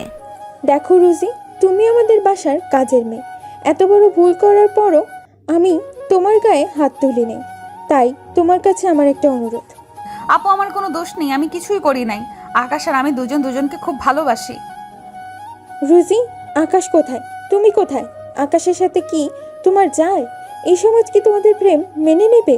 তুমি তো শিক্ষিত মেয়ে একটা। কিন্তু আপু, আকাশ আমাকে পাগলের মতো ভালোবাসে। হ্যাঁ, সব জেনেছি, সব শুনেছি, তাই এতটুকু অনুরোধ করব তোমাকে। আমাদের বাসার নুন খেয়েছো, এখানে থাকো তুমি, তাই আমি চাই তুমি আকাশকে ভুলে যাও। আপু, আমি পারবো না আকাশকে ভুলে যেতে। কেন বুঝতেছো না তুমি? শায়লা আর শারমিন তোমাকে বাঁচতে দিবে না। তাছাড়া আমাদের নুনের কি গুণ দেবে না তুমি? আপু, পারবো না ভুলতে, খুব যে কষ্ট হবে আমার। রুজি, মানুষ পারে না এমন কোনো কাজ আছে? আর আকাশের সাথে তোমাকে আমার পরিবারের কেউ মেনে নেবে না। আসবি যতটুকু পারে রুজিকে বোঝালো, কিন্তু রুজির খুব কষ্ট হচ্ছে আকাশকে ভুলে থাকতে। এত মার খাওয়ার পরও যে কষ্ট হচ্ছে না, আসবি তাকে যে অনুরোধ করছে, এতে খুব কষ্ট হচ্ছে রুজির। আসবি ফিরে আসলো, সবাই আসবির দিকে তাকিয়ে। আপু, কি হলো বলেন এখন? হ্যাঁ আপু, আমারও আর ভালো লাগতেছে না কোনো কিছুই। এখন আমি আপুকে ফোন করে আকাশকে কিছুদিনের জন্য অন্য জায়গায় পাঠানোর ব্যবস্থা করি। কেন কেন? রুজির যা অবস্থা করেছো তোমরা সবাই, আর আকাশ যদি ফিরে এরকম পরিস্থিতি দেখে কি হবে বুঝতে পেরেছো? তাহলে কি এভাবে চুপ থাকবো আমরা? এখন আব্বুকে ফোন দিব, আর হ্যাঁ, তোমাদের সবাইকে যা যা বলবো তোমরা সবাই তাই তাই করবে। ঠিক আছে আপু, যা বলবে তাই হবে। আসবি ওর আব্বুকে ফোন করে কিছুটা বিস্তারিত বলে আকাশকে অন্য জায়গায় পাঠানোর ব্যবস্থা করলো। আর আকাশ যেন 10 দিনের ভিতরে বাসে আসতে না পারে সেটাও বলে দিল। হঠাৎ আকাশ ওর আব্বুর কথা শুনে অবাক হলো। যেহেতু বড় প্রজেক্টের কাজ, তাই আকাশও আর না করলো না। এমনভাবে মেরেছে রুজিকে, রুজি বিছানা থেকে উঠতে পারছে না। তাবাচ্ছুম সব কিছু দেখেছে। সে অপেক্ষায় আছে কখন তার মামা আসে আর কখন সে সব বলে দেয়। তাবাচ্ছুম সবার চোখের আড়ালে রুজির কাছে গেল, রুজির পিঠে হাত রাখলো। রুজি আস্তে আস্তে চোখ মেলে দেখে তাবাচ্ছুম। ছোট মামি, তোমার খুব কষ্ট হচ্ছে তাই না? আমি ছোট মামাকে সব বলে দেব। আগে মামা আসো। না না মামুনি, কিছুই হয়নি তো, কাউকে কোনো বলতে হবে না তোমার। আমি সব দেখেছি, সবাই তোমাকে খুব মেরেছে। তোমার খুব কষ্ট হচ্ছিল তাই না মামি? না মামুনি, কোনো কষ্ট হচ্ছে না। ওইদিকে ওষুধ আছে, আমাকে দাও তো মামুনি। তাবচ্ছুম ছোট ছোট হাতে ওষুধ রুজিকে দিল। পিঠের যেখানে চুন্নি লাগিয়ে দিয়েছিল সেখানে একটা ক্রিম লাগিয়ে দিল তাবাচ্ছুম। তারপর সেখান থেকে চুপ করে তাবাচ্ছুম চলে গেল। রাতে আবারও আশপি চলে আসলো রুজির রুমে, হাতে খাবার আর ব্যথার ওষুধ নিয়ে এসেছে। রুজি, কিছু খেয়ে নাও আর এই ওষুধগুলো খাও। আপু, আপনি এত কষ্ট করতে গেলেন কেন? রুজি, আমি আমার ভাইয়ের ভালো চাই, তাই এত কষ্ট করতেছি আমি। আপু, আপনার কথা আমি রাখবো, আর ছোট সাহেবের সাথে কোনো সম্পর্ক রাখবো না। এই তো একেবারে বুদ্ধিমানের মতো কথা বলেছো। ঠিক সেই সময় রুজির ফোনটা বেজে উঠল। আশপি অবাক হয়ে গেল রুজির রুমে ফোনের শব্দ। রুজিও একটু আঁতকে উঠল। পরে আশপি ফোনটা দেখল আর আকাশ থেকে ফোন করেছে। এই ফোন তুই কোথায় পেলি রুজি? আপু, ছোট সাহেব দিয়েছিল। আজকের পর থেকে ফোনটা আমার কাছে থাকবে, আর আকাশ কোনো জিজ্ঞেস করলে বলবে ফোনটা হারিয়ে গেছে। এভাবেই 10 দিন কেটে গেল। আশপি জানে আকাশ আসলে রুজির প্রেম জেগে উঠবে, তাই আগে থেকে সব বুদ্ধি করে রেখেছে আশপি। এই 10 দিনে রুজি প্রায় সুস্থ হয়ে গিয়েছে। আকাশ এসেই রুজির কাছে গেল, রুজিকে জড়িয়ে ধরল। অনেকদিন পর আকাশ এসেছে, তাই রুজিও নিজেকে ধরে রাখতে পারল না, আকাশকে জড়িয়ে ধরে কাঁদতে লাগলো। আমি সরি পাগলি, তোমাকে না জানিয়ে এক জায়গায় যেতে হয়েছে আমার। এই 10 দিন খুব কষ্টে কেটেছে আমার। তোমার ফোন বন্ধ কেন? কতবার ফোন করেছি। ফোনটা আমার হারিয়ে গেছে।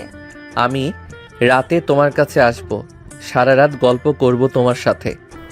আকাশ রুজির রুম থেকে বের হয়ে গেল, নিজের রুমে ঢুকে ফ্রেশ হলো আকাশ। সাথে সাথে সবাই আকাশের কাছে গেল, নানান রকম গল্প কথা বলতে বলতে অনেক রাত করলো। সবাই বের হলো, শুধুমাত্র আকাশের সাথে শারমিন থাকলো। আশপি বের হওয়ার আগে শারমিনকে চোখ টিপ দিল। আকাশ, কতদিন হলো তোমার সাথে বসে ড্রিঙ্ক করি না আমি। আজকে না, আর একদিন।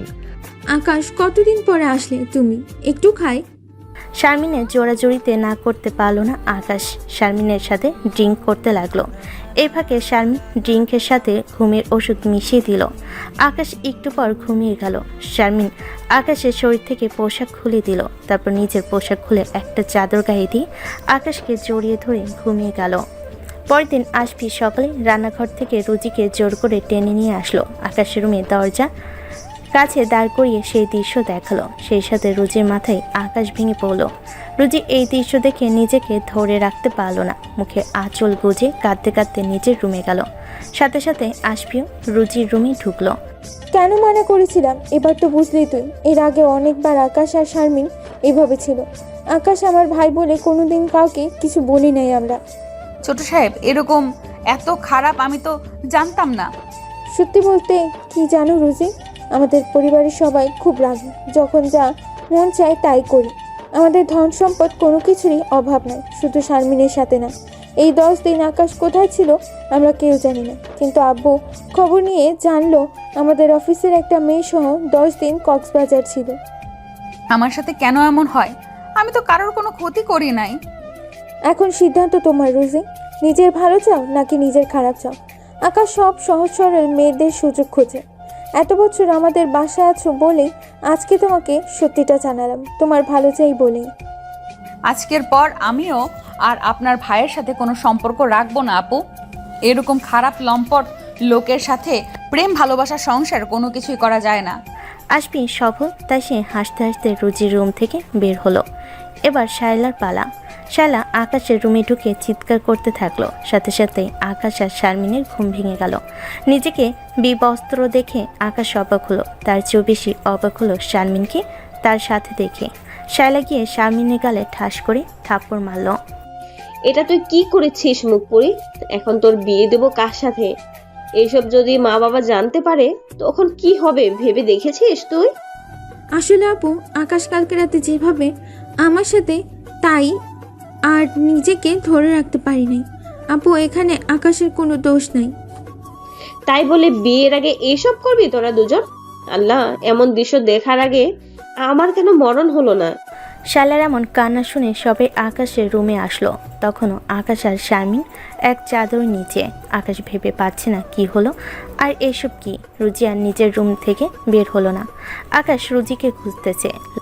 আকাশ, আমরা জানি তুমি রাগী বদমেজাজি, কিন্তু এতটা খারাপ সেটা তো জানতাম না। আব্বু বিশ্বাস করো, আমি এসবের কিছুই জানি না। রাতে শারমিন ড্রিঙ্ক করতে বললো, তারপর আর কোনো মুখ কিছু মনে নেই। আব্বু, এখন আমি আমার শ্বশুরবাড়ির মানুষের কাছে মুখ দেখাবো কি করে? আমার ছোট ভাই এত খারাপ হতে পারে সেটা তো জানতাম না আমি।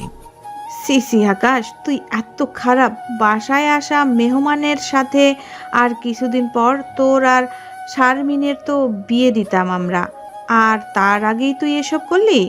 আঙ্কেল আন্টি, আকাশের কোনো দোষ নেই, সব দোষ আমার। আজকে শারমিন আর আকাশের আংটি বদল হবে। আমি আজকে শারমিনের পরিবার সবাইকে আসতে বলেছি। আব্বু আগে আমার কথাটা শোনো প্লিজ। আমি কিছুই করি নাই আব্বু। কি করছো আর কি করো নাই এখন সব দেখাই যাচ্ছে। যে আকাশের মাথাটা নিচু হয়ে গেল। আসবি শারমিনকে চোখ টিপ মারল। তাদের কাজ সফল হয়ে গেছে, এখন আর কোনো বাধা নেই। সবাই চলে গেল। শারমিন ওই অবস্থায় পোশাক নিয়ে আকাশের রুমে বাথরুমে গেল। আকাশ তখনও বোকার মতো সেখানে আছে। রাতে দুই পরিবারের লোক এক জায়গায় হলো। সকাল থেকে একবারও আকাশ রুজিকে দেখে নাই। শারমিনের হাতে একটা আংটি, সেটা আকাশের হাতে পরিয়ে দিল। আকাশও শারমিনের হাতে আংটি পরিয়ে দিল। দূর থেকে রুজি সব দেখল। রুজির কলিজাটা বুঝি বের হয়ে যাচ্ছে। রুজির বেঁচে থাকার আশাটুকু আজকে শেষ হয়ে গেল। যাকে নিয়ে স্বপ্ন দেখেছিল, আজকে সেই স্বপ্নের মানুষটা অন্য কারোর হয়ে গেল। রুজি আর এসব দেখতে পারতেছে না, তাই সে নিজের রুমে ঢুকে কান্না করতে লাগলো। অবশেষে সবার মনের ভয় দূর হলো। দুটি পরিবারের বন্ধন আরও মজবুত হলো। শারমিনের বাবা, শফিকার মা শায়েরা সেই খুশি। আকবর, তাহলে সম্পর্কটা আরো মজবুত হলো। আমার দুই কন্যাকে তোর ঘরে দিলাম। এখনো কিন্তু বিয়েটা ঠিক হলো না। আকবর ভাই, বিয়ের তারিখটা ঠিক করে ফেললে কেমন হয়? শফিক, সায়রা ভাবি ঠিক কথাই বলেছি। শোন শফিক, সামনের ডিসেম্বরের মাসের 9 তারিখের বিয়েটা হোক। হ্যাঁ হ্যাঁ, সেটাই ভালো হয়। তাছাড়া কত কাজ বাকি আমাদের, এখনো ওই বিষয়টা নিয়ে টেনশনে আছি। সেদিন যদি তুই সাহায্য না করতে তাহলে আজকে আমাদের সবাইকে জেলে থাকতে হতো। সেটা তো আমার দায়িত্ব, কিন্তু এখন সময় খুব কম। যে কোনো সময় মান্নান জেল থেকে বের হতে পারে, তাই মান্নানের ব্যবস্থাটা করতে হবে আগে। আমি জেলের আশেপাশে থেকেই লোক রেখেছি, বের হওয়া মাত্র ওর ব্যবস্থা করবে আমার লোকেরা। ওই মান্নানই এখন গলার কাটা। তার চেয়ে বড় গলার কাটা এই রোজি। কেন যে রোজিকে আপনারা এখনও এখানে রেখেছেন? পরে যদি কোনো সমস্যা হয় তাহলে সবাই ফেঁসে যাব আমরা। আন্টি, ওসব চিন্তা করতে হবে না আপনাদের। আকাশ নিজের রুমে চলে গেল। সেই দিনই শফিক সায়রা আর শিপাত চলে গেল। আকাশ সব কিছু জানে, কিন্তু কোনো কিছু প্রকাশ করতে পারতেছে না। সবাই খাওয়া দাওয়া করে নিজের রুমে চলে গেল। শারমিন আকাশের রুমে গেল আশফির কথা মতো। আকাশ, আমি খুব সরি, কি থেকে কি হয়ে গেল। কিন্তু বিশ্বাস করো, কাল রাতে যখন তুমি আমার সাথে ওসব করলে তখন নিজেকে ধরে রাখতে পারি নাই। আমাকে একটু একা থাকতে দাও শারমিন। এখন তুমি আমার অর্ধেক স্বামী আকাশ। সামনেই আমাদের বিয়ে, তাছাড়া কোনো না কোনো দিন তো বিয়ে হতো। প্লিজ শারমিন, এখন তুমি যাও, আমাকে একা থাকতে দাও। তুমি কষ্ট পাবে আর তোমাকে ছেড়ে যাব আমি, হয় না আকাশ। দেখো সব তো হয়ে গেছে, আমাকে একটু মানসিকভাবে প্রস্তুতি নিতে দাও। শারমিনও আর বেশি বিরক্ত করলো না আকাশকে, কারণ সোজা আকাশ রেগে গেলে বড় সমস্যা হতে পারে। আকাশ রুজির কাছে যাবে, কিন্তু কোন মুখে যাবে সে? রুজি যে আকাশকে ভুল বুঝে আছে। রুজির সকাল থেকে মুখে পানি পর্যন্ত তুলে নেয়।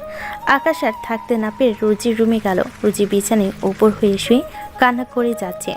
আকাশ গিয়ে রুজির পিঠে হাত রাখলো। রুজি দ্রুত উঠে চোখের পানি মুছিয়ে নিজের শরীরের পোশাক ঠিক করে নিল। ছোট সাহেব, আপনার কি কিছু লাগবে? এসব কি বলতেছো তুমি? তুমি আমার ভালোবাসা, আর সেই তুমি আমাকে আপনি আপনি করে বলতেছো? দেখেন ছোট সাহেব, আপনারা শারমিন আপার বিয়ে ঠিক হয়েছে, আংটি বদলও হয়ে গেছে। রোজি, তুমি আমাকে বিশ্বাস করো না? বিশ্বাস তো নিজের প্রতিই নাই আমার। রোজি, বিশ্বাস করো, কালকে রাতে যখন তোমার কাছে আসবো তখন শারমিন এসে ড্রিঙ্ক করালো জোর করে। তারপর কি হয়েছে আমার মনে নেই। ছোট সাহেব, এবার আমাকে কেন বলতেছেন? তাছাড়া আমি তো জানি ড্রিঙ্ক করলে আপনি আপনার মাঝে থাকেন না। রোজি, কেন এভাবে কথা বলো? সত্যি বলতেছে, আমি কিছুই জানি না। ছোট সাহেব, আমাকে হাসায়েন না। নিজ চোখে সকালবেলা দেখেছি, এরপরও আপনি বলেন কিছুই জানেন না আপনি। রুজি প্লিজ, অন্তত তুমি আমাকে ভুল বুঝো না। আকাশ এগিয়ে গিয়ে রুজিকে জড়িয়ে ধরল। রুজি আকাশকে সরিয়ে আকাশের গায়ে হাত তোল। আকাশ নিজে যেন আকাশ থেকে মাটিতে পড়ল। যে মানুষের মেয়েদের প্রতি নেশা, মেয়েদের প্রতি আনন্দ করে ফুর্তি করে, তাকে আর বিশ্বাস করব আমি? এসব তুমি কি বলতেছো? তুমি যা বলছি সত্যি কথা বলতেছি আমি। কেন এই 10 দিন অন্য মেয়ে নিয়ে ফুর্তি করেন নাই? এমনকি আমাকেও আপনার লালসার শিকার বানাতে চেয়েছিলেন। খুব বেশি বলে ফেলতেছো তুমি রোজি। আমি ওরকম হলেই কবে তোমাকে ব্যবহার করে ছুঁড়ে ফেলে দিতাম, তোমার কাছে আসতাম না আমি, বুঝলে? আমাকে ব্যবহার করা শেষ হয়েছে বলেই তো শারমিনের সাথে ওসব করেছেন। আমাকে ভালোবাসো কিনা তুমি? ঘৃণা করি আপনাকে। আপনার চরিত্র এত খারাপ আগে জানা থাকলে। আকাশ আর নিজের রাগ কন্ট্রোল করতে না পেরে রুজির গায়ে হাত তুলো। রুজি মুখ বুজে সব সহ্য করে গেছে। আকাশ রুজির রুম থেকে বের হয়ে গেল। সারা রাত রুজি কান্না করে কাটিয়ে দিয়েছে। পরের দিন শারমিন রুজির ওপর অত্যাচার শুরু করে দিল। কি করে তাকে তাড়ানো যায়? আকাশ এইসব আর দেখতে না পেরে এখান থেকে আকাশে রুজি গায়ে হাত তোলা শুরু করে দিল। রুজি অবাক। যেখানে আকাশ আগে ঢাল হয়ে দাঁড়াতো, সেখানে আকাশই এখন রুজি গায়ে হাত তোলে। এখন আকাশ কোথাও যায় না, সবসময় বাসায় থাকে। রুজির সামান্য দোষ পেলেই আকাশ রুজি গায়ে হাত তোলে। রুজিও সব সহ্য করে নেয়। এছাড়া তো রুজির কোনো উপায় নেই। সেদিন তো রুজি আকাশের রুমে খাবার নিয়ে যাচ্ছিল। রুমে ঢুকে দেখে শারমিন জোর করে আকাশকে চুমু দিতেছে। রুজি এসব দৃশ্য প্রায় দেখে আর রুজির ভিতরটাও ছিঁড়ে যায়। কারো রুমে ঢুকলে নক দিতে হয়, সেটা জানিস না তুই? আসলে আমি জানতাম না আপনি এখানে আছেন। আহা শারমিন আসুক না, দেখুক আমরা দুজন কত রোমান্টিক। সেটা অবশ্য ঠিক বলেছো তুমি। তোমার বাসা, তুমি যা ইচ্ছে তোমার হবু বউয়ের সাথে করতে পারো। এখানে খাবার রেখে গেলাম, ছোট সাহেব খেয়ে নেবেন। রুজি নিজেকে ধরে রাখতে পারল না, দৌড়ে নিজের রুমে গেল রুজি। এসব প্রায় দেখে থাকে রুজি, সবসময় জোর করে আকাশের সাথে শারমিন। কিন্তু যখনই রুজিকে দেখে তখনই আকাশ শারমিনের সাথে রোমান্টিকভাবে কথা বলা শুরু করে, যা দেখে রুজি শুধু জ্বলে না, কলিজা পর্যন্ত ছিঁড়ে যায়। আর আকাশ এসব করে রুজিকে জ্বালানোর জন্য। কারণ রুজি কেন আকাশকে বুঝে না, কেন বুঝতে চায় না, কেন সত্যিটা মানে না। শারমিন চলে গেলে আকাশ রুজির রুমে গেল। আর কিছু লাগবে ছোট সাহেব, নাকি আবারও গায়ে হাত তুলবেন আপনি? আমার তোমাকেই লাগবে রোজি। আমি চাই না আমার ভালোবাসার মানুষের গায়ে আমি ছাড়া অন্য কেউ হাত তুলুক। পারলে ক্ষমা করিও তোমার গায়ে হাত তোলার জন্য। আমার মতো এতিম কাজের মেয়ে কখনো ধনীর ঘরের বউ হতে পারে না, কারোর ভালোবাসা পাবারও অধিকার রাখে না ছোট সাহেব। রুজি, এই যে তোমার গা ছুঁয়ে বলতেছি, তুমি ছাড়া আমার মনে কেউ নেই। আমার সাথে শারমিনের কোনো সম্পর্ক নেই। সেদিন কি হয়েছিল নিজেও জানি না। বিশ্বাস করো রুজি, তোমাকে না পেলে সত্যি আমি মরে যেতেও পারি। তুমি আমার সব। রুজি, আমি যদি খারাপ হতাম সেটা তুমি বুঝতে পারতে, দেখতে পারতে। ছোট সাহেব, কালকে আমার ভাইবা পরীক্ষা আছে, আপনি এখন দয়া করে নিজের রুমে চলে যান। রুজি, আমাকে বিশ্বাস করো তুমি। তোমাকে সত্যি পাগলের মতো ভালোবাসি, তোমাকে আমি চাই। ছোট সাহেব, দয়া করে এখান থেকে চলে যান। আপনি পড়তে বসবো আমি। আর তাছাড়া যদি শারমিন আপা আসে তাহলে আবারও আমাকে অপমান করবে, আমার গায়ে হাত তুলবে। আমি থাকতে কেউ কিছুই করতে পারবে না তোমার রুজি। তবু আপনি জানতো এখান থেকে, কালকে আমার ভাইবা পরীক্ষা আছে। আকাশ মন খারাপ করে চলে আসলো নিচের রুমে। এসে বেলকনিতে বসে ড্রিঙ্ক করতে লাগলো। রুজি বই নিয়ে টেবিলে বসলো। মনটা আকাশ আকাশ করতেছে তার। কেন জানি রুজিরও মনে হচ্ছে আকাশ কোনো অন্যায় করে নাই। রুজি, তুমি যদি বিশ্বাস না করো কে আমাকে বিশ্বাস করবে? তুমি কি আমাকে জানো না, চেনো না? ছোট সাহেব, কেন জানি আমার মন বলতেছে আপনি পরিস্থিতির শিকার, আর আমাদের দুজনের মাঝে ফাটল ধরানোর জন্য কেউ এসব করতেছে। রুজি, তোমাকে ছাড়া অন্য মেয়েকে জীবনসঙ্গী করব এটা ভাবো কি করে? রুজি, তুমি আমার শুরু, তুমি আমার শেষ। যদি তুমি আমার না হও তাহলে এই আকাশও দুনিয়ায় থাকবে না। ছোট সাহেব, কালকে পরীক্ষা দিয়ে আসার পর সব শুনবো। কালকেই আপনাকে নতুন করে ভালোবাসার কথা আবার বলবো। আমি জানি আমার ছোট সাহেব এমন খারাপ নয়। আমারও উচিত ছিল ভালো করে সব জানার, শোনার আর আপনাকে সাপোর্ট করার। রুজি ভাইবা পরীক্ষা দেওয়ার জন্য বের হয়ে গেল। আকাশ ঘুম থেকে উঠতেই একটু দেরি হলো। হঠাৎ তার মনে হলো আজকে তো রুজির পরীক্ষা আছে, তাই সে দ্রুত সেখানে গেল। কিন্তু গিয়ে দেখে রুজি একটা ছেলেকে হাঁটু গেড়ে বসে প্রপোজ করতেছে। এসব দেখে আকাশের দিন দুনিয়া হারিয়ে গেল। রুজিকেও আজকে আনন্দিত খুশি লাগতেছে। আকাশ বাইকটা ফেলে দিয়ে রুজির কাছে গিয়ে ঠাস ঠাস করে থাপ্পড় মারল। উপস্থিত সবাই তো অবাক হয়েছে, সাথে রুচিও অবাক ভয় দুইটাই হয়েছে। এই তোর ভালোবাসা আমার প্রতি, তলে তলে এসব করে বেড়াস তুই? আমাকে এভাবে ঠকাতে পারলি তুই? মনে কত আশা নিয়ে এসেছিলাম, তোর ভুল ধারণা ভাঙানোর জন্য প্রমাণ নিয়ে এসেছিলাম আমি। ছোট সাহেব, আমার কথাটা শোনেন আপনি।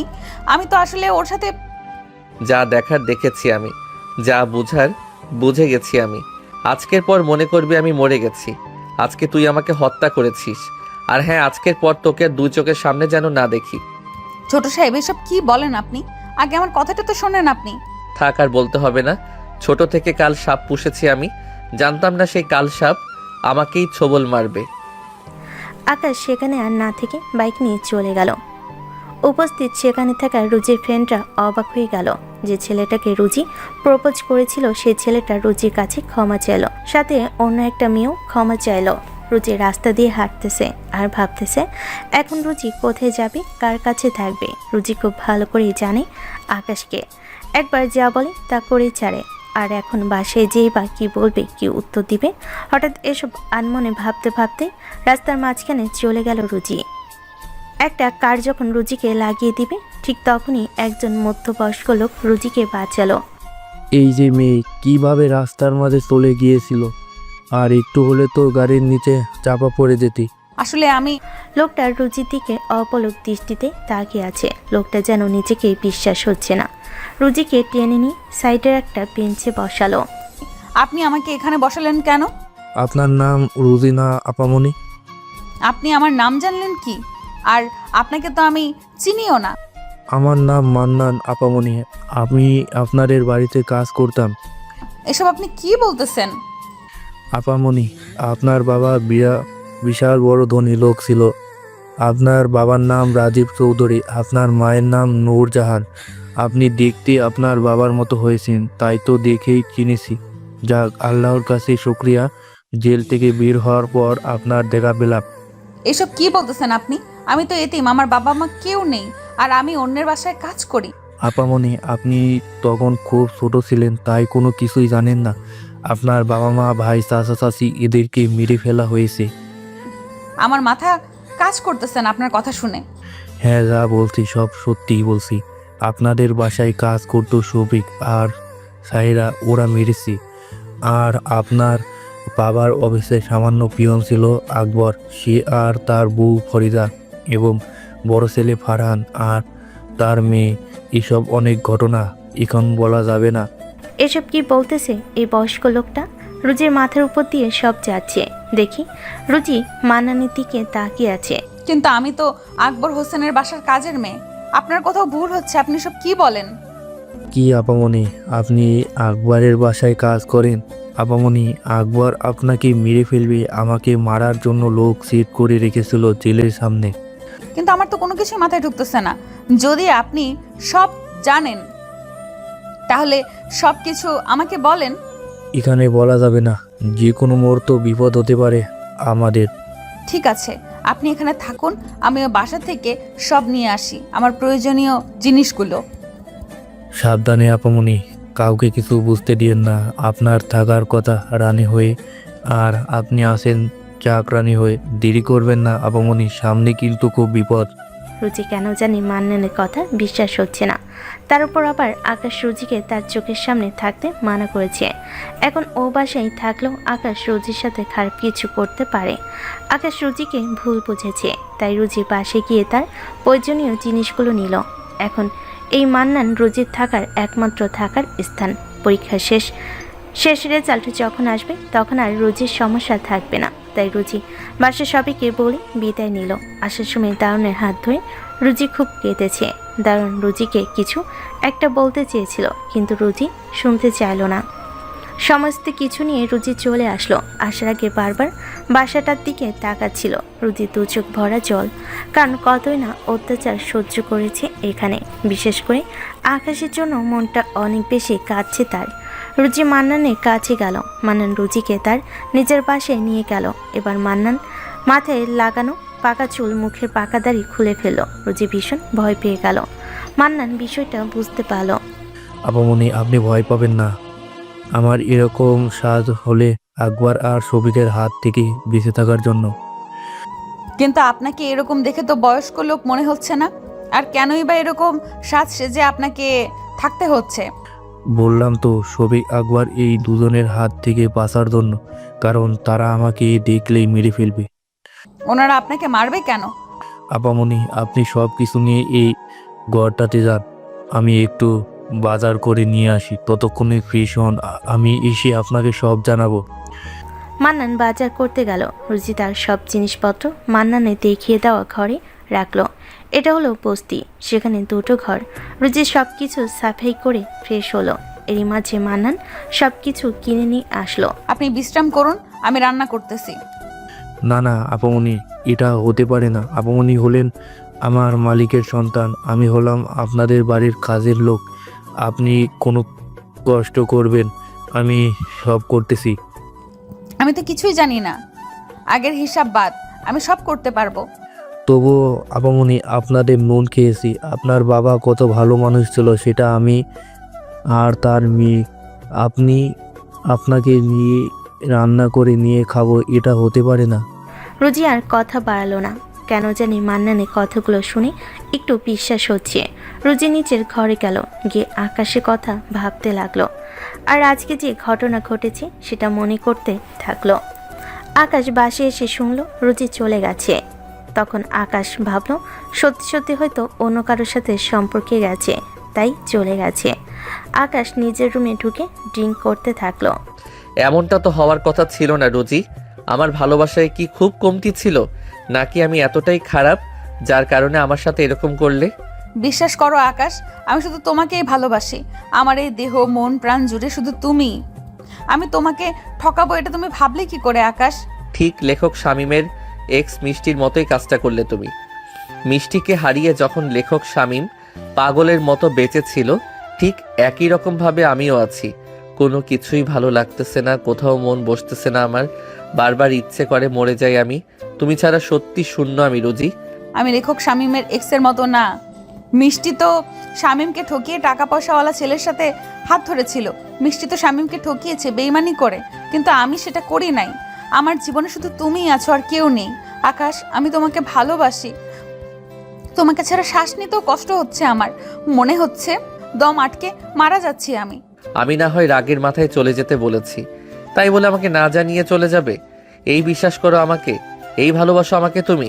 আমি সত্যিই তোমাকে ছেড়ে আসতে চাইনি আকাশ, মনটা বারবার তোমার কথাই মনে করে। কিন্তু দেখো, যেখানে তোমার ভরসায় ছিলাম সেখানে তুমি আমাকে তোমার চোখের সামনে থাকতে মানা করেছো।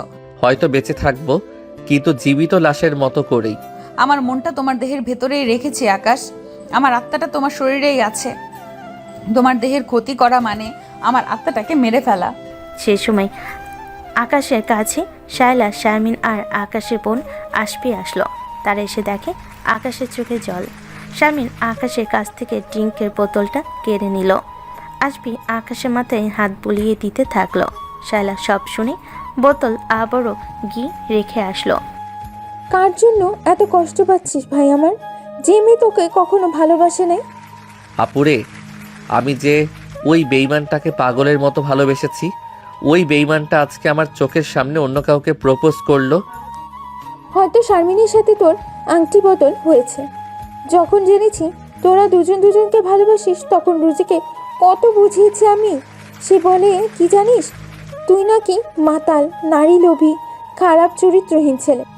তোর মতো ছেলের সাথে নাকি টাইম পাসই করা যায়, প্রেম করা যায় না।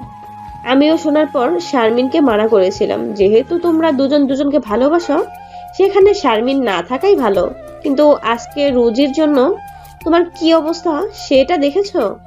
ভাই আমার, লক্ষ্মী সোনা ভাইটা আমার, যে তোকে ঠকিয়ে অন্য কারো হতে পারে, তুই কেন শারমিনের মতো স্মার্ট সুন্দরী মেয়ের সাথে সংসার করতে পারবি না? তুই ও রুজিকে দেখিয়ে দে, ওর থেকে ভালো কাউকে পেয়েছিস। আপু থাক না এসব, আকাশ যখন চাইছে না আমাকে, তখন আর জোর করার দরকার কি? আমিও আকাশের সুখ চাই, আমিও চাই রুজির সাথে আকাশ সুখে থাকুক। দেখেছিস শারমিনের মনটা কত বড়। আর অমত করিস না, তাছাড়া একটা মেয়ের সম্মান তোকে দিয়ে দিয়েছে।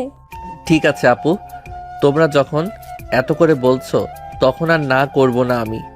আপু চলেন, শারমিন আর আকাশ একসাথে থাকুক কিছু সময়। যাই হোক, ওরা সফল হলো। রুজিকে কালারিং বানিয়ে দিল ওরা। সামনে আকাশের পাশে বসলো, কিন্তু আকাশের মনটা পড়ে আছে সেই রুজির কাছে। মান্নান রান্না শেষ করে রুজিকে খেতে ডাকলো। রুজি মনমরা হয়ে আছে, কারণ আকাশের কথা মনে পড়তেছে আর মান্নানের বলা কথাগুলো। দুজনেই খেয়ে নিল ওরা খাওয়া শেষ করে। আচ্ছা, বললেন না তো আমার বাবা মায়ের ঘটনা? আপনাকে সব না বললে যে আমার নিজের সাথেই নিজেই অন্যায় করা হবে। সত্যিই কি আমার বাবা মা ছিল? আর আমার বাবা মাকে কি সত্যি আকবর, শফিক এনারা মেরেছে? মান্নান রুজির হাত ধরে টেনে নিয়ে তার ঘরে নিয়ে গেল। একটা বক্স খুলে কিছু ফটো বের করলো। সবগুলো ফটো রুজিকে দেখালো। সত্যি তো, রুজির চেহারার সাথে রাজীব চৌধুরীর চেহারার মিল আছে। রুজির বড় ভাই বোন ছিল, চাচা চাচি ছিল। রুজি ফটোগুলো দেখতেছে আর মান্নানের দিকে দেখতেছে। কিন্তু ওরা আমার বাবা মার পরিবারের সবাইকে মারলো কেন? আপনি বসুন, আমি আর লেখক শামীম সব বলতেছি। তখন রুজির বয়স মাত্র 7 মাস হবে। এর আগে থেকে রুজিদের পাশে কাজ করত শফিক আর সায়রা। অনেক গরিব ছিল তারা, তাই তাদেরকে রাজীব চৌধুরী কাজের লোক হিসাবে রাখে। আকবর হোসেন ছিলেন রাজীব চৌধুরী গ্রামের লোক, তাকেও তার অফিসে কাজের লোক মানে পিয়ন হিসাবে রাখে। আর মান্নান গ্রামের বাড়ি দেখাশোনা করত এবং গ্রাম থেকে চাষের সব কিছু শহরে গিয়ে রাজীব চৌধুরীকে দিয়ে আসতো। তো সেবার মান্নান শাকসবজি, মাছ, চাউল, আলু, পেঁয়াজ, রসুন সব কিছু নিয়ে যায়, কিন্তু গিয়ে দেখে রাজীব চৌধুরী আর নূরজাহান খুব রেগে। তোমরা দুজন স্বামী স্ত্রী আমার এত বড় ক্ষতি করলে?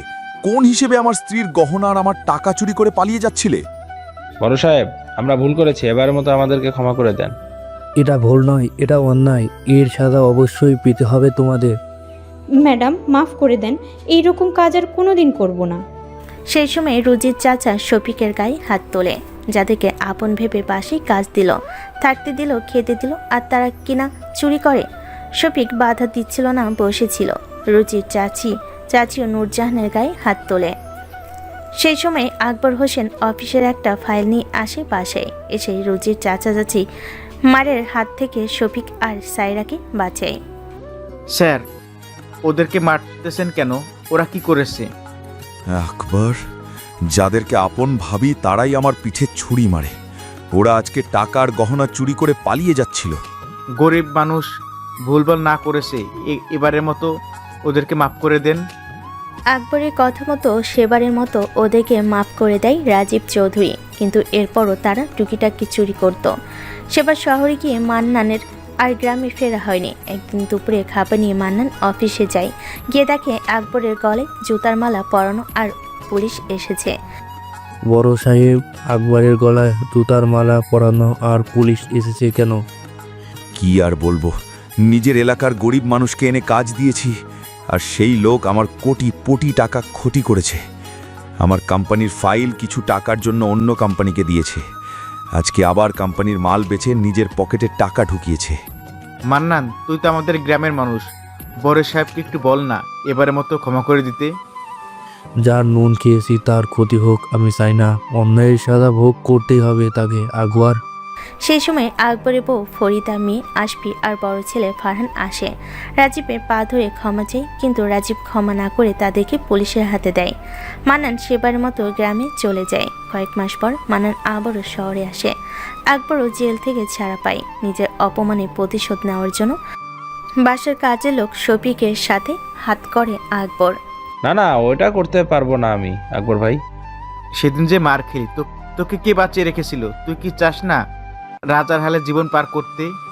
এভাবে আর কতদিন অন্যর বাসায় কাজ করবি?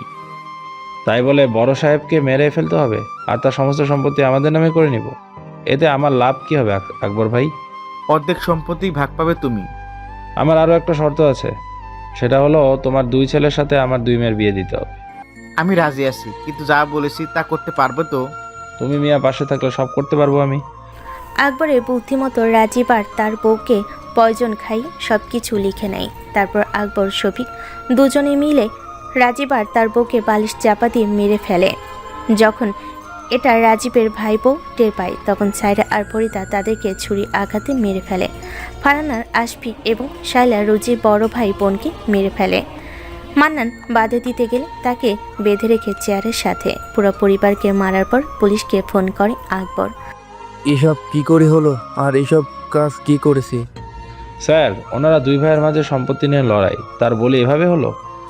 দেখেন স্যার, কোলের এই শিশুটাকে মারতে দেইনি, তার জন্য কত আঘাত সহ্য করতে হয়েছে আমাদের। কিন্তু এদের মারার ধরন দেখে তো মনে হচ্ছে অন্য কেউ মেরেছে। হ্যাঁ, আরও একজন জড়িত আছে, সে হলো মান্নান। আকবর আগে মান্নানকে বলেছে যদি সে ওদের কথা মতো সায় না দেয়, সব কথা না বলে, তাহলে রুজিকে তারা মেরে ফেলবে। এই রুজিকে বাঁচাতে গিয়ে সব অন্যায় মাথা পেতে নিয়েছে, যার কারণে মান্নানের 25 বছরের জেল হয়। কিন্তু ভালো আচরণ, ব্যবহার, কাজকর্ম দেখে 1 বছর সাজা কমিয়ে দেয় জেল কর্তৃপক্ষ। সব কিছু শুনে রুজির চোখ দিয়ে পানি ঝরতেছে। ওদের কাউকে ছাড়বো না আমি। ওদের প্রত্যেকটাকে জেলে পাঠাবো, প্রত্যেককে ফাঁসির দড়িতে ঝুলাবো আমি। আপামনি, এভাবে তাদের সাথে পারা যাবে না। আমার জীবনটাও নষ্ট করে দিয়েছে ওরা, তাই বুদ্ধি করে আমাদের কাজ করতে হবে। কিন্তু কি করব? আমার বাবা মার হত্যাকারী কি করে ছেড়ে দেব?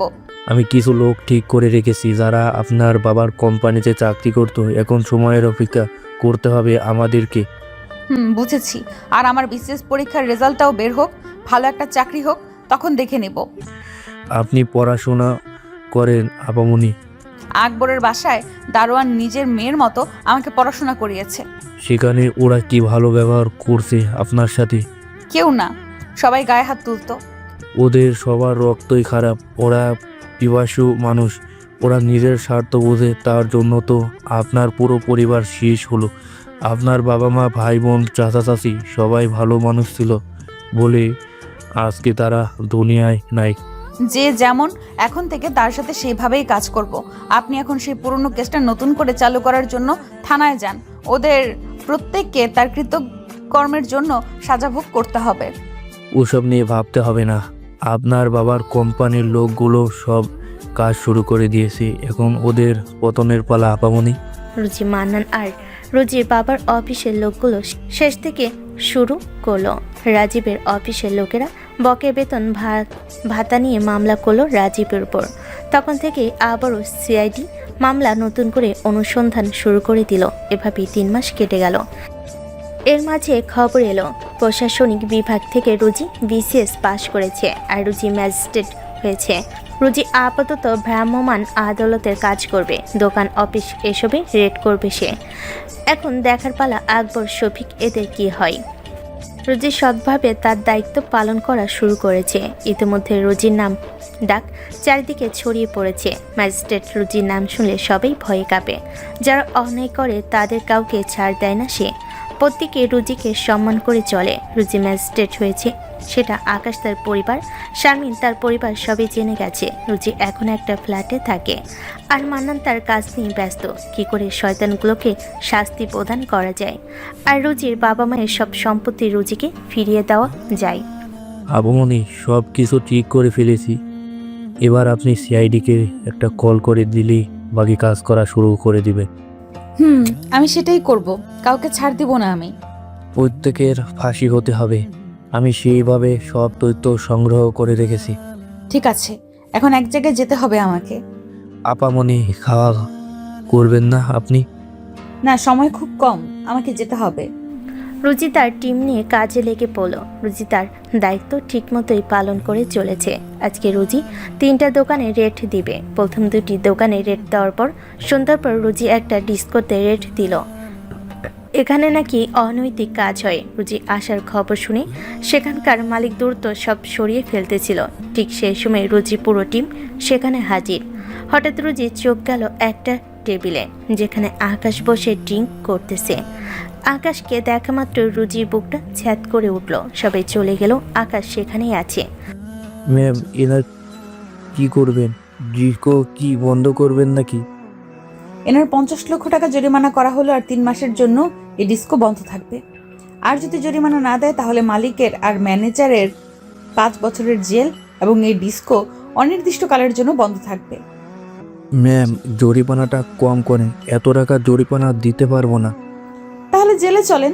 এসব খারাপ কাজ করার আগে মনে ছিল না আপনাকে লাইসেন্স দেওয়া হয়েছে ডিস্কো চালানোর জন্য, কিন্তু এইসব আজে বাজে কাজ করার জন্য নয়। ম্যাম যা বললো করেন, না হলে আমাদের সাথে চলেন। ডিস্কোর মালিক বাধ্য হয়ে জরিমানা দিয়ে দিল আর সব কর্মচারীকে 3 মাস পর আসতে বলল। রুজি সবাইকে বাহিরে যেতে বলল। আকাশের কাছে এগিয়ে গেল রুজি। নেশে এতটাই মগ্ন ছিল যে কখন তার পাশে রুজি এসেছে সেটা আকাশ বুঝতে পারে নাই। ছোট সাহেব এখনো এসব ছাড়েন নাই আপনি? হঠাৎ রুজির কথা শুনে তাকালো, কারণ এই কণ্ঠটা আকাশের বেশ চেনা। মাথাটা তুলে রুজিকে নয়ন ভরে দেখতেছে। আজ কত মাস পর রুজিকে দেখতেছে আকাশ। আকাশকে এমন অবস্থায় দেখে রুজির চোখে জল টলমল করতেছে। ছোট সাহেব, এই ডিস্কোতে রেড করা হয়েছে, আপনি চলে যান। রুজি? না না, ম্যাজিস্ট্রেট রুজি। খুব সরি ম্যাডাম রুজি, আপনি তো এখন এই শহরের আতঙ্ক। আপনার কথা শুনলে সব শ্রেণীর মানুষ ভয়ে কাঁপে। ছোট সাহেব, মাতলামো করবেন না, আপনি দ্রুত এখান থেকে চলে যান বলতেছি। তো তোমার সেই প্রেমিককে বিয়ে করেছো নাকি? এটা বাজে কথা বলার সময় নয় ছোট সাহেব, আপনি অতিরিক্ত মদ্যপান করেছেন, আপনি চলে যান। ম্যাডাম, রুজি কি তার প্রেমিক সহ এখানে এসেছে নাকি? আমি থাকলে কি আপনার এখানে প্রেম করতে সমস্যা হবে? মুখের ভাষা সংযত করে কথা বলেন ছোট সাহেব। করব না? কি করবে তুমি? তোমাকে পাগলের মতো ভালোবেসেছি, আর সেই তুমি আমাকে ছেড়ে আর একটা নাগর জুটিয়েছো। মাতলামি করে বলে রুজির গালটা চেপে ধরল। রুজি কি আর সে আগে রুজি আছে নাকি? কারো আসার শব্দ পেয়ে আকাশের হাত সরিয়ে নিয়ে ঠাস করে আকাশের গালে একটা থাপ্পড় লাগিয়ে দিল রুজি। আকাশের সাথে সাথে নেশাটা কেটে গেল। রুজির দিকে করুণভাবে তাকিয়ে থাকলো। সত্যি এটা সেই আগের রুজি আর নেই। সরি ম্যাম, আমার ভুল হয়ে গেছে, আমি এক্ষুনি এখান থেকে চলে যাচ্ছি। আসলে জানেন কি, আপনার মতোই একজনকে খুব ভালোবাসতাম, কিন্তু ভাগ্য আমার নসিবে তাকে রাখে নাই। আজকে সে অন্য কারো, তাই ভুল করেছি। ছোট সাহেব, আমি আসলে... কি ম্যাম, আপনি ম্যাজিস্ট্রেট আর আমাকে ছোট সাহেব বললেন? আসলে আমি খুব সরি, বুঝতে পারি নাই। আকাশ চলে যাচ্ছিল। রুজির মন চাচ্ছে পিছন থেকে আকাশকে জড়িয়ে ধরতে, কিন্তু তার টিমের লোকেরা আছে, যদি দেখে তখন সমস্যা। কিন্তু মনটাকে মানাতে পারতেছে না রুজি, কেননা আকাশের গায়ে হাত দিল। আজকে তো চাইলে সব কিছুই ঠিক করে নিতে পারতো, আকাশের ভুল ধারণা ভাঙাতে পারতো সে। আকাশ বাসি সে পাগলামি শুরু করে দিয়েছে। কেন তার সাথে রুজির দেখা হলো? এখন সে নিজেকে সামলে রাখতে পারতেছে না। আকাশ বাসে এসেও মদ্যপান শুরু করেছে। আকাশের মা আর ভাবি দৌড়ে আকাশের কাছে আসলো। আকাশ, এরকম পাগলামি করতেছিস কেন? আকাশ ভাই আমার, কি হয়েছে তোর? বল আমাকে, কেন এরকম করতেছিস তুই? ভাবি, আম্মু আজকে রুজির সাথে দেখা। সে এখন নামকরা ম্যাজিস্ট্রেট, দেখতেও সে সুন্দর হয়েছে। তার চারপাশে পুলিশ থাকে, সরকারি গাড়িতে চলাচল করে। তার কথায় সবাই ভয় কাঁপে। সেটা তো জানি, কিন্তু তোর কি হয়েছে সেটা তো বলবি না? কেন তার সাথে আমার দেখা হলো? কেন আমার বুকের ভিতরে তোলপাড় শুরু হয়েছে? শায়লা বুঝলো আকাশকে তারা সামলাতে পারবে না, তাই সে ফোন করে আশফিকে আসতে বলল। আশফি শুনে আর অপেক্ষা করলো না, সাথে সাথে সে চলে আসলো রাতের মধ্যেই। আকাশের দিকে তাকানো যায় না এখন। চেহারা কি হয়েছে, মুখে হাসি নেই, চোখের নিচে কালো দাগ। নিজের ভাইয়ের এমন করুণ অবস্থা দেখে আশফির ভিতরটা ফেটে যাচ্ছে। আশফি চোখ ইশারায় তার মা আর শায়লাকে যেতে বলল। আশফি আকাশকে ধরে বিছানার উপর বসালো। আকাশ, তোর এমন অবস্থা দেখে আমার ভিতরটা ফেটে যাচ্ছে। কি হয়েছে তোর? আমাকে বল ভাই, তোকে এরকম দেখতে মোটেও ভালো লাগতেছে না। আকাশ আশফিকে জড়িয়ে ধরে কাঁদতে লাগলো। আদরের ছোট ভাই এমন করে কান্না করতেছে দেখে আশফিও নিজেকে ধরে রাখতে পারতেছে না। আশফিও কেঁদে দিল। যে ভাইকে নিজ হাতে যত্ন করে এত বড় করেছে, সে ভাইয়ের চোখে পানি, তার এমন করুণ অবস্থা, সেটা কি মানা যায়? বল না আকাশ, কি হয়েছে তোর? আমি না রুজিকে ভুলতে পারতেছি না। সব সময় রুজির চেহারা চোখের সামনে ভেসে ওঠে আপু। রুজির মতো আমাকে কেউ ভালোবাসে না আপু। কিন্তু তুই তো বলেছিলি রুজি তোকে ভালোবাসে না। রুজি নাকি অন্য ছেলেকে ভালোবাসে? আপুরে, সেটাও আমার ভুলে হয়েছে। আমার সাথে শারমিনের যদি সেদিনের ওই ভুলটা না হতো, তাহলে আজকে আমার এমন অবস্থা হতো না। আজকে কি হয়েছে সেটা বল আকাশ। সব কিছু ঘটনা আশফিকে বলে দিল আকাশ। আশফিও শুনে মনটা খারাপ হয়ে গেল। তার কারণে আজকে আকাশের এমন অবস্থা। আকাশ, আমাকে তুই ক্ষমা করে দিস। সেদিন তোর সাথে শারমিনের কিছুই হয় নাই, সব কিছু আমার সাজানো নাটক ছিল। আর আমিও রুজিকে বলেছিলাম তোকে ভুলে যেতে। আপু, তুই না আমাকে ভালোবাসিস, আমার সুখে না তোর সুখ, তাহলে এমন কেন করলি? সব তো জানিস তুই, ভয়ে এমনটা করেছি। যদি কোনোদিন রুজি সব জেনে যায় তখন আমাদের সবার কি হবে? তাই বলে আমার সুখ, আমার মানসিক শান্তি সব এভাবে শেষ করে দিলে? আমি বুঝতে পারি না রে ভাই। দরকার হলে আমি রুজির কাছে যাব, আমি রুজির হাতে পায়ে ধরবো। তার আর দরকার নাই আপু, যা হওয়ার আমার সাথেই হয়েছে। আমি সব সহ্য করে নিব, কিন্তু আমার কারণে তোমাদের সব কষ্ট হোক, সমস্যা হোক, তা আমি চাই না। আশফি আর কোনো কথা না বলে খাবার নিয়ে এসে আকাশকে নিজ হাতে খাইয়ে দিল। খাইয়ে দিয়ে আশফি চিন্তা করলো কালকে সকালে রুজির ঠিকানা বের করে তার কাছে যাবে সে। দরকার হলে রুজির হাতে পায়ে ধরে রুজিকে নিয়ে আসবে। রুজি ডিস্কোর ওখান থেকে রেড দেওয়ার পর তার নিজের ফ্ল্যাটে চলে আসে। আজকে রুজির ভিতরটা একেবারে ক্ষত বিক্ষত হয়ে গেছে। সে কেমন করে পারলো আকাশের গায়ে হাত তুলতে, যে আকাশকে সে নিজের চেয়েও বেশি ভালোবাসে। মান্নান দেখল রুজি মন মারা হয়ে আছে। আপামনি, আজকে এভাবে মন মরা হয়ে আছেন কেন? কি হয়েছে আপনার আপামনি? না তেমন কিছু না, এমনি ভালো লাগতেছে না। নিশ্চয়ই কিছু একটা হয়েছে আপনার আপামনি, আমাদেরকে দয়া করে বলুন। আমি আকবর হোসেনের ছোট ছেলে আকাশকে ভালোবাসি। বাহ আপামনি, খুব ভালো। যারা আপনার পরিবারের প্রত্যেকটা মানুষকে মেরে ফেললো, আর আজকে আপনি তাদের জন্য মন খারাপ করে আছে। যারা এতদিন আপনার সাথে অন্যায় করলো, গায়ে হাত তুললো, কাজের নিয়োগ করে রাখলো, তাদের জন্য আপনার মন কাঁদে। কিন্তু আমি যে আকাশকে ভালোবাসি। আপামনি, আপনার বাবা মা যদি আপনাকে জন্ম না দিত তাহলে কি কাউকে ভালোবাসতে পারতেন আপনি? দুধের শিশু ছিলেন আপনি, সে আপনাকে এতিম করলো। যারা তাদের জন্য এত মায়া। আপামনি, আপনি হয়তো জানেন না আপনার ভাই বোন বাবা মা আপনাকে কতটা ভালোবাসে। আজকে যারা আপনার বড় ভাই বোন মা বাবা চাচা চাচি সবাইকে শেষ করলো, আপনাকে এতিম করলো, আপনার এই সমস্ত কিছু নিজের নামে নিল, তাদের জন্য এত মায়া আসলো। আপনি আপনার বাবা মায়ের খুনিদের সাজা দিতে চান না? মান্নানের এক একটা কথা রুজির বুকে বিঁধল। মান্নান তো সত্যি কথাই বলেছে। রুজির তো একটা দায়িত্ব আছে। যারা এত বড় অন্যায় রুজির সাথে, রুজির পরিবারের সাথে করেছে, তাদের জন্য কেন রুজির মন কাঁদবে? রুজির বুকে আগুন জ্বলে উঠল। না, আমি তাদের জন্য কাঁদবো না। তাদের কাউকে আমি ছাড় দিব না। প্রত্যেকেই তাদের পাপের সাজা ভোগ করতে হবে। এটাই হলো আমার মালিকের মেয়ের কথা। আমিও আমার জীবন থাকতে তাদের সাজা দেখতে চাই। রুজি কাকে যেন ফোন করলো। কালকে রুজি আকবরের অফিসে রেড করবে, ওখান থেকেই আকবরের পতন শুরু করে দিবে রুজি। পরের দিন সকালে উঠে আশফি রুজির ঠিকানা অনেক কষ্টে বের করলো। বাসে কাউকে না জানিয়ে আশফি রুজির বাসে গেল। মান্নান দরজা খুলে দিল। আশফি মান্নানকে দেখে চিনে ফেল, তবে মান্নানের কেন জানি মনে হচ্ছে আশফিকে কোথাও যেন দেখেছে সে। আশফি ভিতরে ঢুকে দেখে রুজি বের হচ্ছে কোথাও যাবে বলে। হঠাৎ আশফিকে তার বাসায় দেখে রুজি অবাক হলো। রুজি, তোমার সাথে আমার কিছু কথা আছে। যা বলার জলদি বলে দেন, আমার তাড়া আছে। আমি তোমার কাছে 2 হাত জোর করে ক্ষমা চাচ্ছি, আমাকে তুমি ক্ষমা করে দাও। হঠাৎ আমার কাছে ক্ষমা চাইতে আসার কারণ কি শুনি? রুজি, আমার ভাইটা মোটেও ভালো নেই। তোমার জন্য আমার ভাইটা পাগল প্রায় হয়ে গেছে। ওরকম চরিত্রহীন লম্পট খারাপ ছেলের কি হলো না হলো সেটা দেখার বিষয় আমার নয়। আসলে শারমিনের সাথে সেদিন যা দেখেছো, আর আমি তোমাকে যা যা বলেছি সব মিথ্যা। এতে এখন আমি কি করতে পারি বলেন? তুমি দয়া করে আমার সাথে চলো, আকাশের সাথে তোমার বিয়ে দিয়ে দিব। তবুও তুমি না করো না রুজি। চুপ করুন আপনি। যখন দেখলেন আপনার ভাই খারাপ হচ্ছে, নষ্ট হচ্ছে, তখনই আপনি আমার কাছে আসলেন। যখন দেখলেন পড়াশোনা শেষ করে আমি ম্যাজিস্ট্রেট হয়েছি, আপনাদের থেকেও সম্মান বেশি, তখন আসলেন।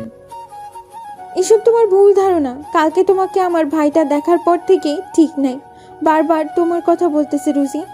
আপনি ভাবলেন কি করে আমার বাবা মা ভাই বোন চাচা চাচি খুনির পরিবারের লোক ভালোবাসবো, বিয়ে করব আমি? এসব তুমি কি বলতেছো রুজি? আকবরের মেয়ে, আর সব লুকিয়ে লাভ নেই। তোমরা কে কাকে কিভাবে মেরেছো সব জানিয়ে দিয়েছি আমি। তোমাদের কাউকে ছাড় দেওয়া হবে না। আজকে থেকে প্রতিটা দিন রাত হবে আপনাদের টেনশনের কাজ, আর ঠিক সময় মতো সাজা ভোগ করার জন্য তৈরি হয়ে যান। মান্নান চাচা যা বলেছে সব মিথ্যা, এসব কিছু করেছে মান্নান। তাহলে আপনার হাত পা কেন কাঁপতেছে? আপনি এক্ষুনি এখান থেকে বের হয়ে যান, আর কোনো দিনও এখানে আসবেন না। আমনি যা বলেছি সেটা মাথায় যেন থাকে। আশফি বের হয়ে গেল। আরও কিছু বলতে চেয়েছিল কিন্তু বলতে পারল না। আশফির মনটা একেবারে খারাপ হয়ে গেল। আজকে আকবরের কোম্পানিতে রেট যাচ্ছি, আজকে থেকে পতন শুরু। সাজা ভোগ করতে তৈরি হোক। আপনি দোয়া রইল, আপনি সফল হবেন ইনশাল্লাহ। রুজি তার টিম নিয়ে বের হয়ে গেল। আজকে আগের তুলনায় আরও একজন ম্যাজিস্ট্রেট, আরও বেশি পুলিশ সাথে নিয়েছে। পুরো টিমকে লিড দিবে রুজি। আকবরের কোম্পানির সামনে চলে এসেছে। এরপর রুজি কোম্পানির ভিতর ঢুকে গেল। রুজিকে দেখে সবাই ভয় পেয়ে গেল। রুজি সবার মোবাইল ফোন রেখে দিল নিয়ে। এবার আকবরকে ফোন করা হলো, আর ফোনে যা শুনল। আকবরকে ফোন করে জানানো হলো তার কোম্পানিতে রেড করেছে ম্যাজিস্ট্রেট রুজি। আকবর সাথে সাথেই যেন থমকে গেল। সে আর দেরি না করে সরাসরি তার কোম্পানিতে চলে আসলো। এসে দেখে অনেক প্রোডাক্ট পরীক্ষা করতেছে। আকবরের শরীর ঘেমে শেষ। বারবার রুমাল দিয়ে ঘাম মুছতেছে, আর বারবার যেন ফোন করতেছে কাকে। অফিসার, ওনার হাতের ফোনটা নিয়ে রাখুন। আর আপনাদের কতক্ষণ লাগবে এসব পরীক্ষা করতে? ম্যাডাম, বেশ কয়েকবার পরীক্ষা করলাম। মেয়েদের কসমেটিক্স, এসব ত্বক নষ্ট করা উৎপাদন, দুধের মাঝে রাসায়নিক, ইউরিয়া, আরও অন্যান্য সব প্রোটেক্টর, একই অবস্থা। অফিসার, এখন কি করবেন আপনি? ম্যাম, এনাকে গ্রেপ্তার করে থানায় নিতে হবে আর আদালতের কাছে রিমান্ড আবেদন করতে হবে। আকবর হোসেনের যতগুলো কোম্পানি আছে সবগুলো সিলগালা করে দেন। রুজি, তুই হলো আমার বাসার কাজের মেয়ে, আর তোর এত বড় সাহস আমার কোম্পানি বন্ধ করিস, সিলকারা করিস? শাট আপ মিস্টার আকবর, মুখ সামলে কথা বলবেন। বেশি কথা না বলে এখন অপেক্ষা করুন, কি করে আপনার জেলের সময়গুলো কাটবে। এখন প্রতিটা মুহূর্ত আপনার জন্য বিষাদ হয়ে যাবে। আপনি 23 বছর আগে যে ভুল করেছেন, যে অন্যায় করেছেন, সেটার সাজাও পাবেন। মানে সোজা রাজীব চৌধুরী আর তার পরিবারের সাথে কি কি করেছেন সেটা ভুলে গেলেন? তোকে তো ছাড়বো না, তোর বাবা মায়ের মতো তোর পরিণত হবে। আগের দিন বাগে খাইছে, সময় এখন আমার। আকবর হোসেনকে ধরে নিয়ে গেল, আর আকবর হোসেনের যত কোম্পানি ছিল সব সিলগালা করে দেওয়া হলো। রুজি তার টিম নিয়ে এবার শফিকের কোম্পানিতে গেল। সেখানে গিয়েও সব কিছুর দোষ পেল। তোর বড়বার বেড়ে গেছে। তোকে যদি সেই সময় মেরে ফেলতাম তাহলে আজকে এই দিন দেখতে হতো না। কি কাকে মারে সেটা থানায় গেলে বুঝতে পারবি তুই। তোদের কেউ ছাড় পাবি না, প্রত্যেকেই তাদের কৃতকর্মের সাজা ভোগ করতে হবে। ম্যাডাম, ইনি তো সরাসরি বিষ প্রয়োগ করেছে। এসব মানুষের খাদ্য, এই জন্য তো মানুষের এখন ক্যান্সারের মতো রোগ হচ্ছে। এদের লাইসেন্স কে দিয়েছে তাকেও ধরতে হবে। এদের লাইসেন্স কোম্পানি সব বাতিল করতে হবে। এদের সাথে যারা জড়িত আছে তাদের সবাইকে গ্রেফতার করতে হবে। শফিকের কোম্পানি সিলগালা করা হলো, লাইসেন্স বাতিল করা হলো। শফিক আর আকবরের সাথে যারা জড়িত তাদের সবার বিরুদ্ধে কেস ফাইল তৈরি করা হলো। এতে দুজনের সাথে বড় বড় রাজনৈতিক নেতা, সরকারি কর্মকর্তা সরাসরি জড়িত। তাদের একটা ফাইল করা হয়েছে এবং তাদেরকে ধরার জন্য গোয়েন্দা পুলিশকে বলা হলো। ম্যাম, চিন্তা করবেন না, এদের সাজা নিশ্চিত হবে। আর আমি এই সিআইডি অফিসারকে সব তথ্য দিয়েছি। ধন্যবাদ অফিসার। এখন রাজীব চৌধুরীর অফিসে যারা চাকরি করত তাদের সাক্ষ্যটা নেওয়ার ব্যবস্থা করুন। আগে আদালতে তুলি, এদেরকে রিমান্ডে নিই, তারপর জানাবো। হঠাৎ করে এরা বড়লোক হলো কি করে, তখন আস্তে আস্তে থাকলে বিড়াল বের হয়ে আসবে। এখন বাকি কাজগুলো করে ফেলেন, আমি তাহলে এখন গেলাম। রুজি তার ফ্ল্যাটে চলে গেল। গিয়ে দেখে শফিক আর আকবরের পরিবারের সবাই তার ফ্ল্যাটে এসেছে। রুজি তাদের সবাইকে একসঙ্গে দেখে অবাক হয়ে গেল। সবাই আসলো, আকাশ আসে নাই সেখানে। রুজিকে দেখে সবাই উঠে দাঁড়ালো। পাশেই মান্নান আছে। রোজির মা, দেখো, তোমাকে আমরা মানুষ করলাম, বড় করলাম, এখন তুমি কেমন করে এই কাজটা করতে পারলে? নিজের মেয়ের মতো করে তোকে বড় করেছি। আমাদের বাসায় ছিলে তুমি, আমাদের খেয়ে পড়ে আজকের এই অবস্থানে আসলে তুমি। রোজি হয়তো তোমার সাথে সামান্য খারাপ আচরণ করেছে, তার জন্য তুমি এরকম করতে পারলে? আমি একটু তোমার সাথে মিথ্যা কথা বলেছি বলে আমার আব্বুকে পুলিশের কাছে ধরিয়ে দিলে। সেদিন তোমার সাথে ওরকম করেছি বলে সেই শাস্তি আমার আব্বুকে দিবে? তুমি না আমার ভাই আকাশকে ভালোবাসো, তাকে বিয়ে করবে, তাহলে কেমন করে নিজের ভালোবাসার মানুষের পরিবারের সাথে এরকম কাজ করলে তুমি? রুজি সবার কথা শুনতে শুনতে সোফাতে বসলো। কাজের বুয়াকে এক গ্লাস পানি নিয়ে আসতে বলল রুজি। পুরা গ্লাসের পানি রুজি খুব শান্তভাবে খেলো। এই দৃশ্য দেখে সবারই রাগ হচ্ছে। আজকে যদি রুজি তাদের বাসা থেকে এরকম কাজ করত, তাহলে রুজিকে কি যে করত। আমাকে কি আপনাদের বাসার কাজের মেয়ে মনে হয় নাকি এখনো? যা বলবেন তাই শুনবো আমি। এখন ম্যাজিস্ট্রেট হয়েছো বলে এত ভাব বেড়ে গেছে? ওই আমাদের খেয়ে পড়ে তো আজকে ম্যাজিস্ট্রেট হয়েছো। আমাকে কি বসে বসে খাওয়াইছেন? সামান্য থালা ভাঙার কারণে কি করেছিলেন ভুলে গেছেন? রড আগুনে পুড়ে হাতের তালুতে দিয়েছিলেন ছ্যাঁকা।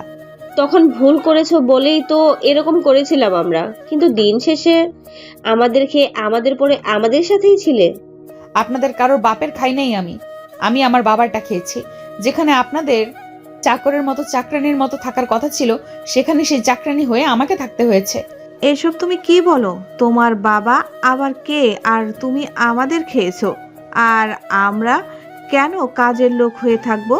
আমার বাবা রাজীব চৌধুরী, আমার মা নূরজাহান ছিল সব কিছুর মালিক। তাদেরকে মেরে সব কিছু নিজের নামে করে নিয়েছেন। আমার বাপের সব কিছু নিয়ে ভোগ দখল করে এখন আমাকে বলেন সব আপনাদের। রুজির এমন কথা শুনে সবাই ভয় পেয়ে গেল। কারো মুখে কোনো কথা নাই। তখন শারমিনা সিফাত রুজির পায়ে পড়ে গেল। রুজি শারমিনা সিফাতকে লাথি মেরে সরিয়ে দিল। আমার অন্যায় শাস্তি আমার আব্বুকে দিও না রুজি। এই ম্যাডাম রুজি বল, আর তোর অন্যায়ের শাস্তি তুই সব সময় মতো পাবি। আমার গায়ে হাত তুলেছিলি, মিথ্যা কথা বলে মার খাইয়ে নিয়েছিলি। আমি তো এমন কোনো কাজ করি নাই। দয়া করে আমার আব্বুকে ছেড়ে দেওয়ার ব্যবস্থা করে দাও। আমি কি তোর বাপের বা তোর হুকুমের চাকর নাকি? তুই যা বলবি তাই শুনবো। তুই একটা নরপিশাচ। আমার সাথে যা করতে চেয়েছিলি ভুলে গেছিস? আমি রুজি ভুলি নাই, তোর সাজাও তুই পাবি। আবার যখন রুজি আর সিফাত রুজির কাছে গেল ক্ষমা চাওয়ার জন্য, তখন রুজি ঠাস করে থাপ্পড় দিল দুজনের গালে। কেউ ছাড় পাবেন না। প্রত্যেকটা লোককে তাদের শাস্তি ভোগ করতে হবে। আমরা কেন শাস্তি ভোগ করব? আমরা তো কিছুই করি নাই। কে কি করছেন আর কে কি করে নাই সেটা না হয় আদালতে বলবে নিজেদের মুখে। তুই হলি আসল শয়তান। সেদিন যদি তোকে বাঁচিয়ে না রাখতাম, তাহলে আজকে এই দিন দেখতে হতো না। রাখে আল্লাহ মারে কি? আরে আপনাদের মতো গরিব ছোট লোকদের বাচ্চা কি আমার মালিক কাজ করেছিল, থাকা খাওয়ার ব্যবস্থা করেছিল, সেই তাকেই আপনারা সবাই মেরে ফেলেছেন। তুই হলি একটা আস্ত বেঈমান। বেঈমান তো আপনারা যাদের কাছে ছিলেন, আর তার ক্ষতি করেই গেছেন, চুরি করছেন, ধরা পড়েছেন, মারও খেয়েছেন। তোকে সব কিছুর ভাগ দিলেও বুঝিস খুব ভালো হতো। এই মান্নানের কোনোদিনও অন্যর কোনো কিছুর প্রতি লোভ ছিল না। এখানে দাঁড়িয়ে না থেকে ভালো একজন উকিল ধরুন, কি করে বাঁচা যায় সেই ব্যবস্থা করুন। সবাই সেখান থেকে চলে গেল, কিন্তু আশফি সেখানে দাঁড়িয়ে থাকলো। রুজি বুঝে উঠল না আশফি কেন সেখানে দাঁড়িয়ে আছে এখনো। আপনাকে কি নতুন করে বলতে হবে নাকি? ঘাড় ধাক্কা দিয়ে বের করে দিতে হবে। আমাকে যা বলার বলো, আমার সাথে যা করার করো, কিন্তু আমার ছোট ভাইটাকে সাজা দিও না রুজি। আমাদের ভালোবাসার মাঝে শয়তানি করার সময় মনে ছিল না আপনার? আপনার কারণে কি মারটাই না খেয়েছি আমি। এমনকি পিঠে ঝুন্নি দিয়ে ছ্যাঁকা খাইয়েও নিয়েছিলেন। শুধু তাই নয়, নিজের ভাইয়ের নামে খারাপ অপবাদ দিতেও ভুল করেননি। তখন আমি বুঝতে পারি নাই আসলে আকাশ যে এত পরিমাণ তোমাকে ভালোবাসে, সেটা জানা ছিল না। দয়া করে আমার ভাইটাকে আপন করে নাও। খুনির পরিবারের কারোর সাথে আমার কোনো সম্পর্ক নেই। আগে না জেনে না বুঝে সম্পর্ক করেছি, এখন সব জানি, সব বুঝি। সুতরাং আমার কারোর প্রতি কোনো মায়া ভালোবাসা কিছুই নেই। কে মরলো কে বাঁচলো এই সব দেখার সময় আমার নাই। আর হ্যাঁ, আমি আমার লাইফে ভালো কাউকে, ভালো পরিবারের কাউকে ডিজার্ভ করি। তাহলে আমার ভাইয়ের কি হবে এখন?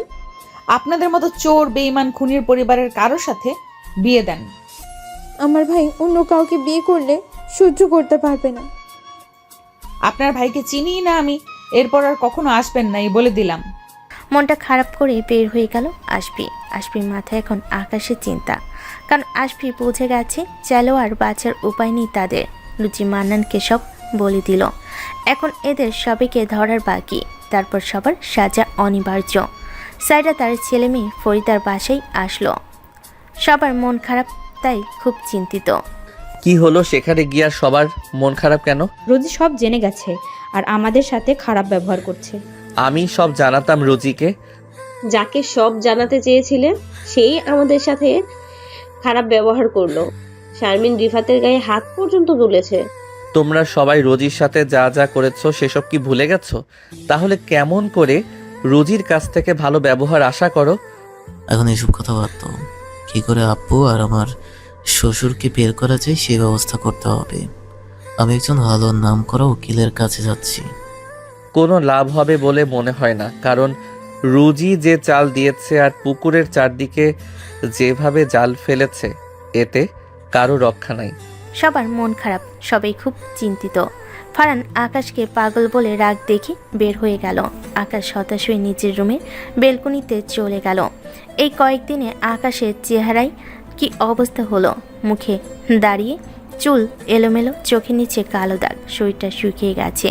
দেখতে কি রকম পাগল পাগল হয়ে গেছে রুজি। আশফি আকাশের কাছে গেল। আমাকে তুই ক্ষমা করে দিস ভাই, আমি রুজিকে মানাতে পারি নাই। আকাশ, বাদ দাও আপু, ওটা হবারই ছিল। আজকে আমার কারণে তুই তোর ভালোবাসার মানুষের কাছ থেকে দূরে। কি আর করবে আপু, আসলে যাকে ভালোবেসেছি তাকে না বোঝাতে ব্যর্থ আমি। আমি না রুজিকে বিয়ে করার পর সব জানাতে চেয়েছিলাম, কিন্তু দেখো কি থেকে কি হয়ে গেল। আমার কারণে আজকে এত সব হলো। আমি যদি রুজিকে তোর নামে মিথ্যা কথা না বলতাম আর শারমিনের সাথে ওই প্ল্যানটা না করতাম, তাহলে আজকে।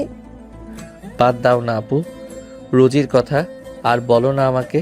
এখন চাইলেও আর সব ঠিক হবে না। তার চেয়ে বরং আমি অন্য কোথাও চলে যাই আপু। কোথায় যাবি তুই এই পরিস্থিতিতে? আপু, আমি সিফাত, শারমিন বাদে সবাইকে সাজা ভোগ করতে হবে। আমি সব খোঁজ করে দেখেছি, তোমরা কেউ চাইলেও পালাতে পারবে না। চারদিকে গোয়েন্দা পুলিশ আর সিআইডি অফিসাররা আছে, আর আমি চাই না নিজের পরিবারের বিপক্ষে সাক্ষী দিতে। এমন করে বলছিস কেন?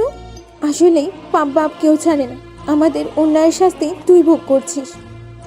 আশফি আকাশকে সান্ত্বনা দিতে থাকলো। পরের দিন আকবর আর শফিককে আদালতে তোলা হলো। কোম্পানির প্রোডাক্টে বিষ জাতীয় দ্রব্য মেশানোর কারণে তাদের রিমান্ডে দেওয়া হলো। সেই সাথে তারা কিভাবে এত অল্প সময়ে এত বড়লোক হলো তা বের করতে বলার নির্দেশ দেওয়া হলো। সাথে মান্নান সেখানে রাজীব আর তার পরিবার হত্যার আবেদনটাও করলো। পুলিশ অফিসার রুজির কাছে গেল। ম্যাম, কাজ হয়ে গেছে, এখন শুধু আকবর আর শফিকের পরিবারের লোকেদের ধরার বাকি। তাহলে দেরি করতেছেন কেন আপনারা? ম্যাম, আগে আকবর আর শফিক সব স্বীকার করুক, তা না হলে কেসটা উল্টে যেতে পারে। ইতিমধ্যে ফারহান অনেক নাম করা উকিল ধরেছে, তবে আমাদের হাতে যে প্রমাণ আর সাক্ষ্য আছে, এতে বাঁচার উপায় কারণ নেই। আপনাকে ধন্যবাদ অফিসার, আপনি আপনার কাজ চালিয়ে যান। আকবর আর শফিক রিমান্ডে সব স্বীকার করে নেয়। এমনকি তারা এটাও জানে কিভাবে তারা এত বড়লোক হলো, তারা কিভাবে রাজীব চৌধুরী আর তার পরিবারকে মেরেছে, সব কিছু বলে দেয়। এই কাজে কারা কারা ছিল তাদের নামও বলে দেয় দুজনে। সব শোনার পর এখন সাইরা, ফরিদা, শায়লা, ফারহান আর আশফিকে ধরা বাকি। তাদের ধরার জন্য পুলিশ এবং রুজি নিজেই সাথে গেল, কিন্তু সেখানে গিয়ে আকাশকে দেখে যা হলো। রুজি পুলিশের সাথে আকবর হোসেনের বাসায় গেল, কারণ সেখানে আগে থেকেই ফরিদা, শায়লা, ফারহান আর আশফি ছিল। এত সব ইনফরমেশন রুজিকে সিআইডি দিয়েছে। রুজি আকবরের পাশে গিয়ে দেখে সবাই আছে। হঠাৎ রুজির চোখ আকাশের দিকে গেল। আকাশের এমন চেহারার আর শরীরের অবস্থা দেখে রুজির বুকটা কেঁপে উঠল। না পারছে আকাশকে জড়িয়ে ধরতে, না পারছে আকাশকে কোনো কথা বলতে। এক ধ্যানে ছলছল চোখে আকাশের দিকে তাকিয়ে আছে রুজি। ম্যাম, কি হলো? এভাবে দাঁড়িয়ে থাকলেন যে? এদেরকে কি আমি গ্রেপ্তার করব? ও হ্যাঁ, এনাদেরকে গ্রেফতার করেন আপনি। সেদিন যদি জানতাম তুই আমাদের ক্ষতির কারণ হবি, তোকে সেদিনই মেরে ফেলতাম আমি। এখন নিজের মৃত্যুর দিন গুনতে থাকেন আপনি। যদি কখনো ছাড়া পায়, তোর অবস্থা আর এরকম থাকবে না। সেটা না হয় দেখা যাবে কার কি হবে না হবে। আম্মু দেখলে তো কাকে বাঁচিয়ে রেখেছিলে তুমি। সেটাই তো দেখতেছি আমি। অফিসার দাঁড়িয়ে কি দেখতেছেন? এদের গ্রেফতার করুন আপনি। মহিলা পুলিশ সাইরা ফরিদা আশফির হাতে হাতকড়া পরালো আর ফারানকে পুলিশ হাতকড়া পরালো। ওদেরকে টানতে টানতে পুলিশ নিয়ে যাচ্ছে। হঠাৎ করে আশফি একটু থামলো। রুজি, আমরা জানি আমরা আর কেউ ফিরবো না, কিন্তু আমার ভাইটা একা থাকবে। আমার ভাইটাকে দেখে রেখো রুজি। হঠাৎ করে মান্নান সেখানে এসে হাজির হলো। যে ছেলে দিনের পর দিন আপামনির উপর এত অত্যাচার করেছে, এখন তাকে দেখে রাখতে বলো তুমি। আমার ভাইটা অতটাও খারাপ না রুজি। তুমি আমার ভাইকে তো ভালোবাসতে কোনোদিনও কি আকাশকে খারাপ কিছু করতে দেখেছো? এমন কোনো রাত নেই আপামনির গায়ে তোমরা ভাই আকাশ হাত তোলে নাই, এমন কোনো অত্যাচার নাই করে নাই সে। আমরা জেলে গেলে আমার ভাইটার কি হবে রুজি? এমনিতেই তোমার ভালোবাসা না পেয়ে পাগলের মতো হয়ে গেছে, তার উপর আমরা কেউ নাই। সত্যি তো এটাই, আকাশ মেন্টালি সমস্যার মধ্যে দিয়ে যাচ্ছে। চলুন, আর দাঁড়িয়ে থাকা যাবে না, এই ট্রেনে নিয়ে চলুন এদের সবাইকে। আকাশ বাবা, নিজের খেয়াল রাখিস তুই। আকাশ শুধু তাকিয়ে আছে। তার বা আর কি বলারই বা কি করার আছে? রুজিকে হারিয়ে নিজের মধ্যে নেই। ঠিকমতো খায় না, ঠিকমতো কারোর সাথে কথা বলে না, অনেক কিছু প্রায় ভুলে যাচ্ছে সে। শুধু রুজির সাথে কাটানো সব কিছু তার মনে। ওনাদেরকে নিয়ে চলে গেল পুলিশ। আপামনি চলুন, এদের সাজায় এখন আদালত দিবে। আমি সব কিছু করে রেখেছি, সবাই সাক্ষী দেওয়ার জন্য প্রস্তুত। একটু দাঁড়ান আপনি। রুজি এবার আকাশের কাছে এগিয়ে গেল। আকাশ শুধু রুজির দিকে তাকিয়ে আছে। আশা করি আপনি আদালতে গিয়ে সাক্ষীটা দিবেন। আপামনি ও না দিলেও হবে, আমি তো এখনো বেঁচে আছি। আর হ্যাঁ, সময় মতো চলে আসবেন আপনি, আর না হলে আপনাকেও জেলে যেতে হবে। রুজি মান্নানের সাথে চলে গেল। আকাশ সেখানে দাঁড়িয়ে আছে।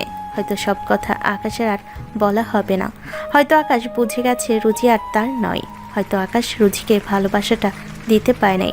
রুজির চলে যাওয়াটা দেখলো আকাশ। রুজি যখন বের হবে তখন দারোয়ানের সাথে দেখা। উনিও ব্যাগপত্র গুছিয়েছে।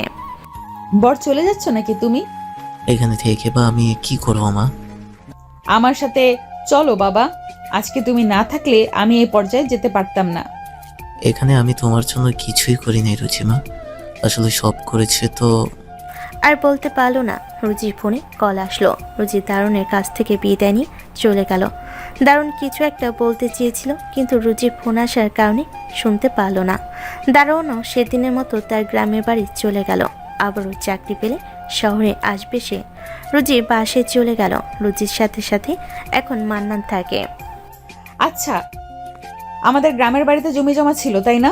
হ্যাঁ ছিল তো, অনেক জমি ছিল, এমনকি সেখানে তো আপনাদের বাড়িও ছিল। তাহলে সেগুলোর কি হলো? কোনো সব তো আপনাদের নামে আছে, আর গ্রাম তো আপনাদের জমি দেখা লোক আছে। তাহলে এতদিনে একবারও কেন কোনো লোক খবর নিল না কেন? সেটা তো জানি না। সব জানতে পারলাম আমি। এখন আমাদের গ্রামে যেতে হবে আমাদের, কারণ সেখান থেকেই ফোন এসেছিল। ওই সব জমি নাকি এলাকার প্রভাবশালী যারা আছে তাদের নামে করতে চাচ্ছে। আর তারা যখন জেনেছে আমার পরিবারের সবাই মারা গেছে, তখন তারা নিজেদের মতো ভোগ দখল করতে চেয়েছিল। তাহলে তো দেরি করা ঠিক হবে না। আর হ্যাঁ, গ্রামে গেলেই এদিকে সব কি হবে? এদিকে ভাবতে হবে না আপনার। আমরা না থাকলে কাজ হয়ে যাবে, আর আপনি এসে সাক্ষীটা দিবেন। সেদিন তারা গ্রামে চলে গেল। তারপর সেখানকার থানায় গেল। অনেক ঝামেলা হয়েছিল সেখানে। এরই মাঝে মান্নান এসে সাক্ষী দেয়। আদালত সবাইকে ফাঁসির আদেশ দেয়। প্রায় 2 মাস রুজিকে গ্রামে থাকতে হয়। আদালতের নির্দেশে রুজি আকবর আর শফিককে যে কোম্পানির সব কিছু নিয়েছিল সব কিছু সে ফিরে পায়। রুজি এখন সব দিক থেকে পরিপূর্ণ, কিন্তু ওই ভালোবাসার মানুষটা ছাড়া। আপামনি একটা কথা বলতাম, আসলে আপনার তো বয়স হচ্ছে, আপনার বাপ দাদার সব কিছু ফিরে পেলেন, চাকরি করছেন, আবার আপনার পরিবারের সব খুনিদের ফাঁসি হলো। সব ঠিক আছে, কিন্তু কি বলতে চাচ্ছেন সেটা বলেন। আপামনি, আপনার বয়স হয়েছে, বিয়ে করবেন না আপনি? এখনো সব চিন্তা মাথায় নাই আমার। আসলে আপামনি একটা ভালো ছেলে আছে, পরিবারও ভালো, আপনি সুখে থাকবেন যদি রাজি হতেন। কিন্তু এখন বিয়ে হঠাৎ করে। মেয়ে হয়ে জন্ম হয়েছে, বিয়ে তো করতে হবে আপামনি। আপনি নিজেও এখন প্রতিষ্ঠিত, আর ছেলের পরিবার দেখতে আসতে চেয়েছিল। আমাকে কিছুদিন সময় দিন, একটা প্রস্তুতির ব্যাপার আছে তো। আচ্ছা ঠিক আছে আপামনি। এভাবেই দিন যেতে থাকলো। রুজির মনে মাঝে মাঝে আকাশের কথা মনে পড়ে, কিন্তু রুজির এখন আর কোনো কিছু করার নেই। হঠাৎ একদিন আকাশের বাসার দারুণ রুজির কাছে আসলো। বাবা, এতদিন পর আমার কথা মনে পড়লো তোমার? রুজিমা, আসলে তোমার সাথে আমার খুব জরুরি কথা ছিল। আচ্ছা বলো, সব শুনবো আমি। আকাশ স্যারের কোনো খবর তোমার কাছে আছে? ওর খবর রেখে আমি কি করব? যার পরিবার আমার পরিবারকে ধ্বংস করলো, তার খবর কেন রাখবো? হয়তো তার পরিবার আপনার পরিবারকে শেষ করেছে, আপনাকে কষ্ট দিয়েছে, তাই বলে আপনি আকাশ স্যারকে ভুলে যাবেন? সেও তো এই খারাপ লোকের রক্তেই তৈরি। হতে পারে খারাপ লোকের রক্তে তৈরি, তাই বলে আকাশ স্যার খারাপ না। সে ভালো না খারাপ আমার থেকে কেউ ভালো জানবে না। রুজিমা, তুমি কি জানো তোমার পড়াশোনা কে করিয়েছে? কে আবার করাবে? তুমি করিয়েছো আমাকে পড়াশোনা। ভুল জানেন আপামনি, সব কিছু করিয়েছে আকাশ স্যার। মানে কি সব বলতেছেন আপনি? দারুণের কথা শুনে রুজি চমকে গেল, সাথে মান্নানও অবাক হয়ে গেল। এই দারুণ বলে কি তাকে? অবাক হয়ে দারুণের কথাটা শুনল রুজি। রুজিমা, মনে পড়ে যখন তুমি ছোট, আকাশ স্যারের বই নেওয়ার কারণে আকাশ স্যারের মা তোমাকে মেরেছিল? সব মনে আছে আমার, কোনো কিছুই মনে করিয়ে দিতে হবে না আমাকে। সেদিন আকাশ স্যার এসে আমাকে টাকা দেয় আর বলে দেয় আমি যেন তোমার দায়িত্ব নিই আর তোমাকে পড়াশোনা করাই। কি বলছো এসব বাবা? সব সত্যি বলতেছি মা। আমার মতো সামান্য বেতনে দারোয়ান কেমন করে তোমার পড়াশোনা করাবে? এরপর আপনার পেছনে সব সময় টাকা ব্যয় করতে আকাশ স্যার, যা আমার মাধ্যমে দিয়েছে। কিন্তু এসব আমাকে কেন আকাশ বলে নাই? কারণ সোজা, আকাশ স্যার চেয়েছে তুমি নিজ পায়ে দাঁড়াও, তুমি সব জানো, শেখো, বোঝো, আর এই বাসা থেকে চলে যাও। আমার গায়ে যে হাত তুলতো, আমার সাথে যে অন্যায়গুলো তার পরিবার করত, তখন কেন মানা করে নাই? সব জানতো আকাশ স্যার। ওই যে পরিবার আর পরিবারের ছোট সন্তান, আকাশ স্যার ইচ্ছে করে তোমার গায়ে হাত তুলতো না। হাত তুলতো খুব রেগে গেলে, যখন তুমি আকাশ স্যারকে বলতে তার মা ভাবি তোমার গায়ে হাত তুলেছে। আকাশ স্যার চাইতো তুমি এখান থেকে চলে যাও, কিন্তু শত মার খাওয়ার পরও তুমি ছিলে। কিন্তু এসব আকাশকে জানাতো কে? সব আমি জানতাম মা, এমনকি সেদিন যে সিফাত তোমাকে দিয়ে পা টিপে নিতে চেয়েছিল সেটাও আমি জানি। এসব কেন বলে নাই এতদিন আমাকে? মা রুচি, আকাশ স্যার খারাপ নয়, তোমাকে খুব ভালোবাসে আকাশ স্যার। মাঝে মাঝে সব আমাকে জানাতো আকাশ স্যার, এমনকি তোমার বাবা মায়ের খুনের ঘটনাও বলেছে আমাকে। তাহলে তুমি বা আকাশ আমাকে কেন জানাও নাই? আমাকে মানা করেছিল, তাই বলি নাই। আর আকাশ স্যার তোমাকে বিয়ে করার পর সব জানাতে চেয়েছিল, কারণ বিয়ের পর সব জানলে সবাইকে শাস্তি দিলেও আকাশ স্যারকে ভালোবেসে যেতে। সব শুনে রুজি কান্না করে দিল। এত সব করেছে আকাশ তার জন্য, আর রুজি আকাশের জন্য কোনো কিছুই করতে পারলো না। জানো মা, আকাশ স্যার এখন দিনমজুরের কাজ করে চলে, আগের মতো নেই আকাশ স্যার, অনেক বদলে গেছে।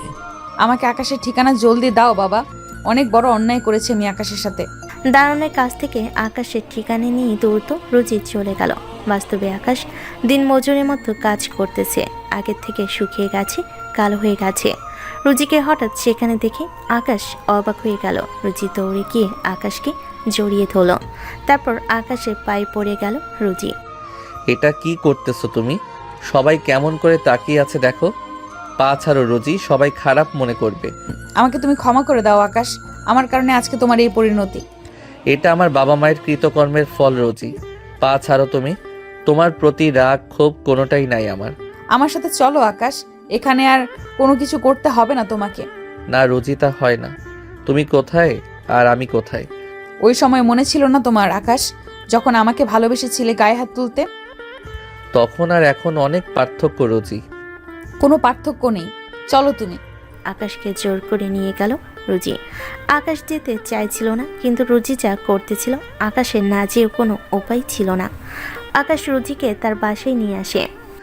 আচ্ছা আসলাম, তোমার মন শান্তি তো? এবার তাহলে আমি যাই। এখনো অভিমান করে থাকবে তুমি আকাশ? আচ্ছা বাদ দাও, তোমার সেই ভালোবাসার মানুষটা কোথায় যাকে তুমি প্রপোজ করেছিলে?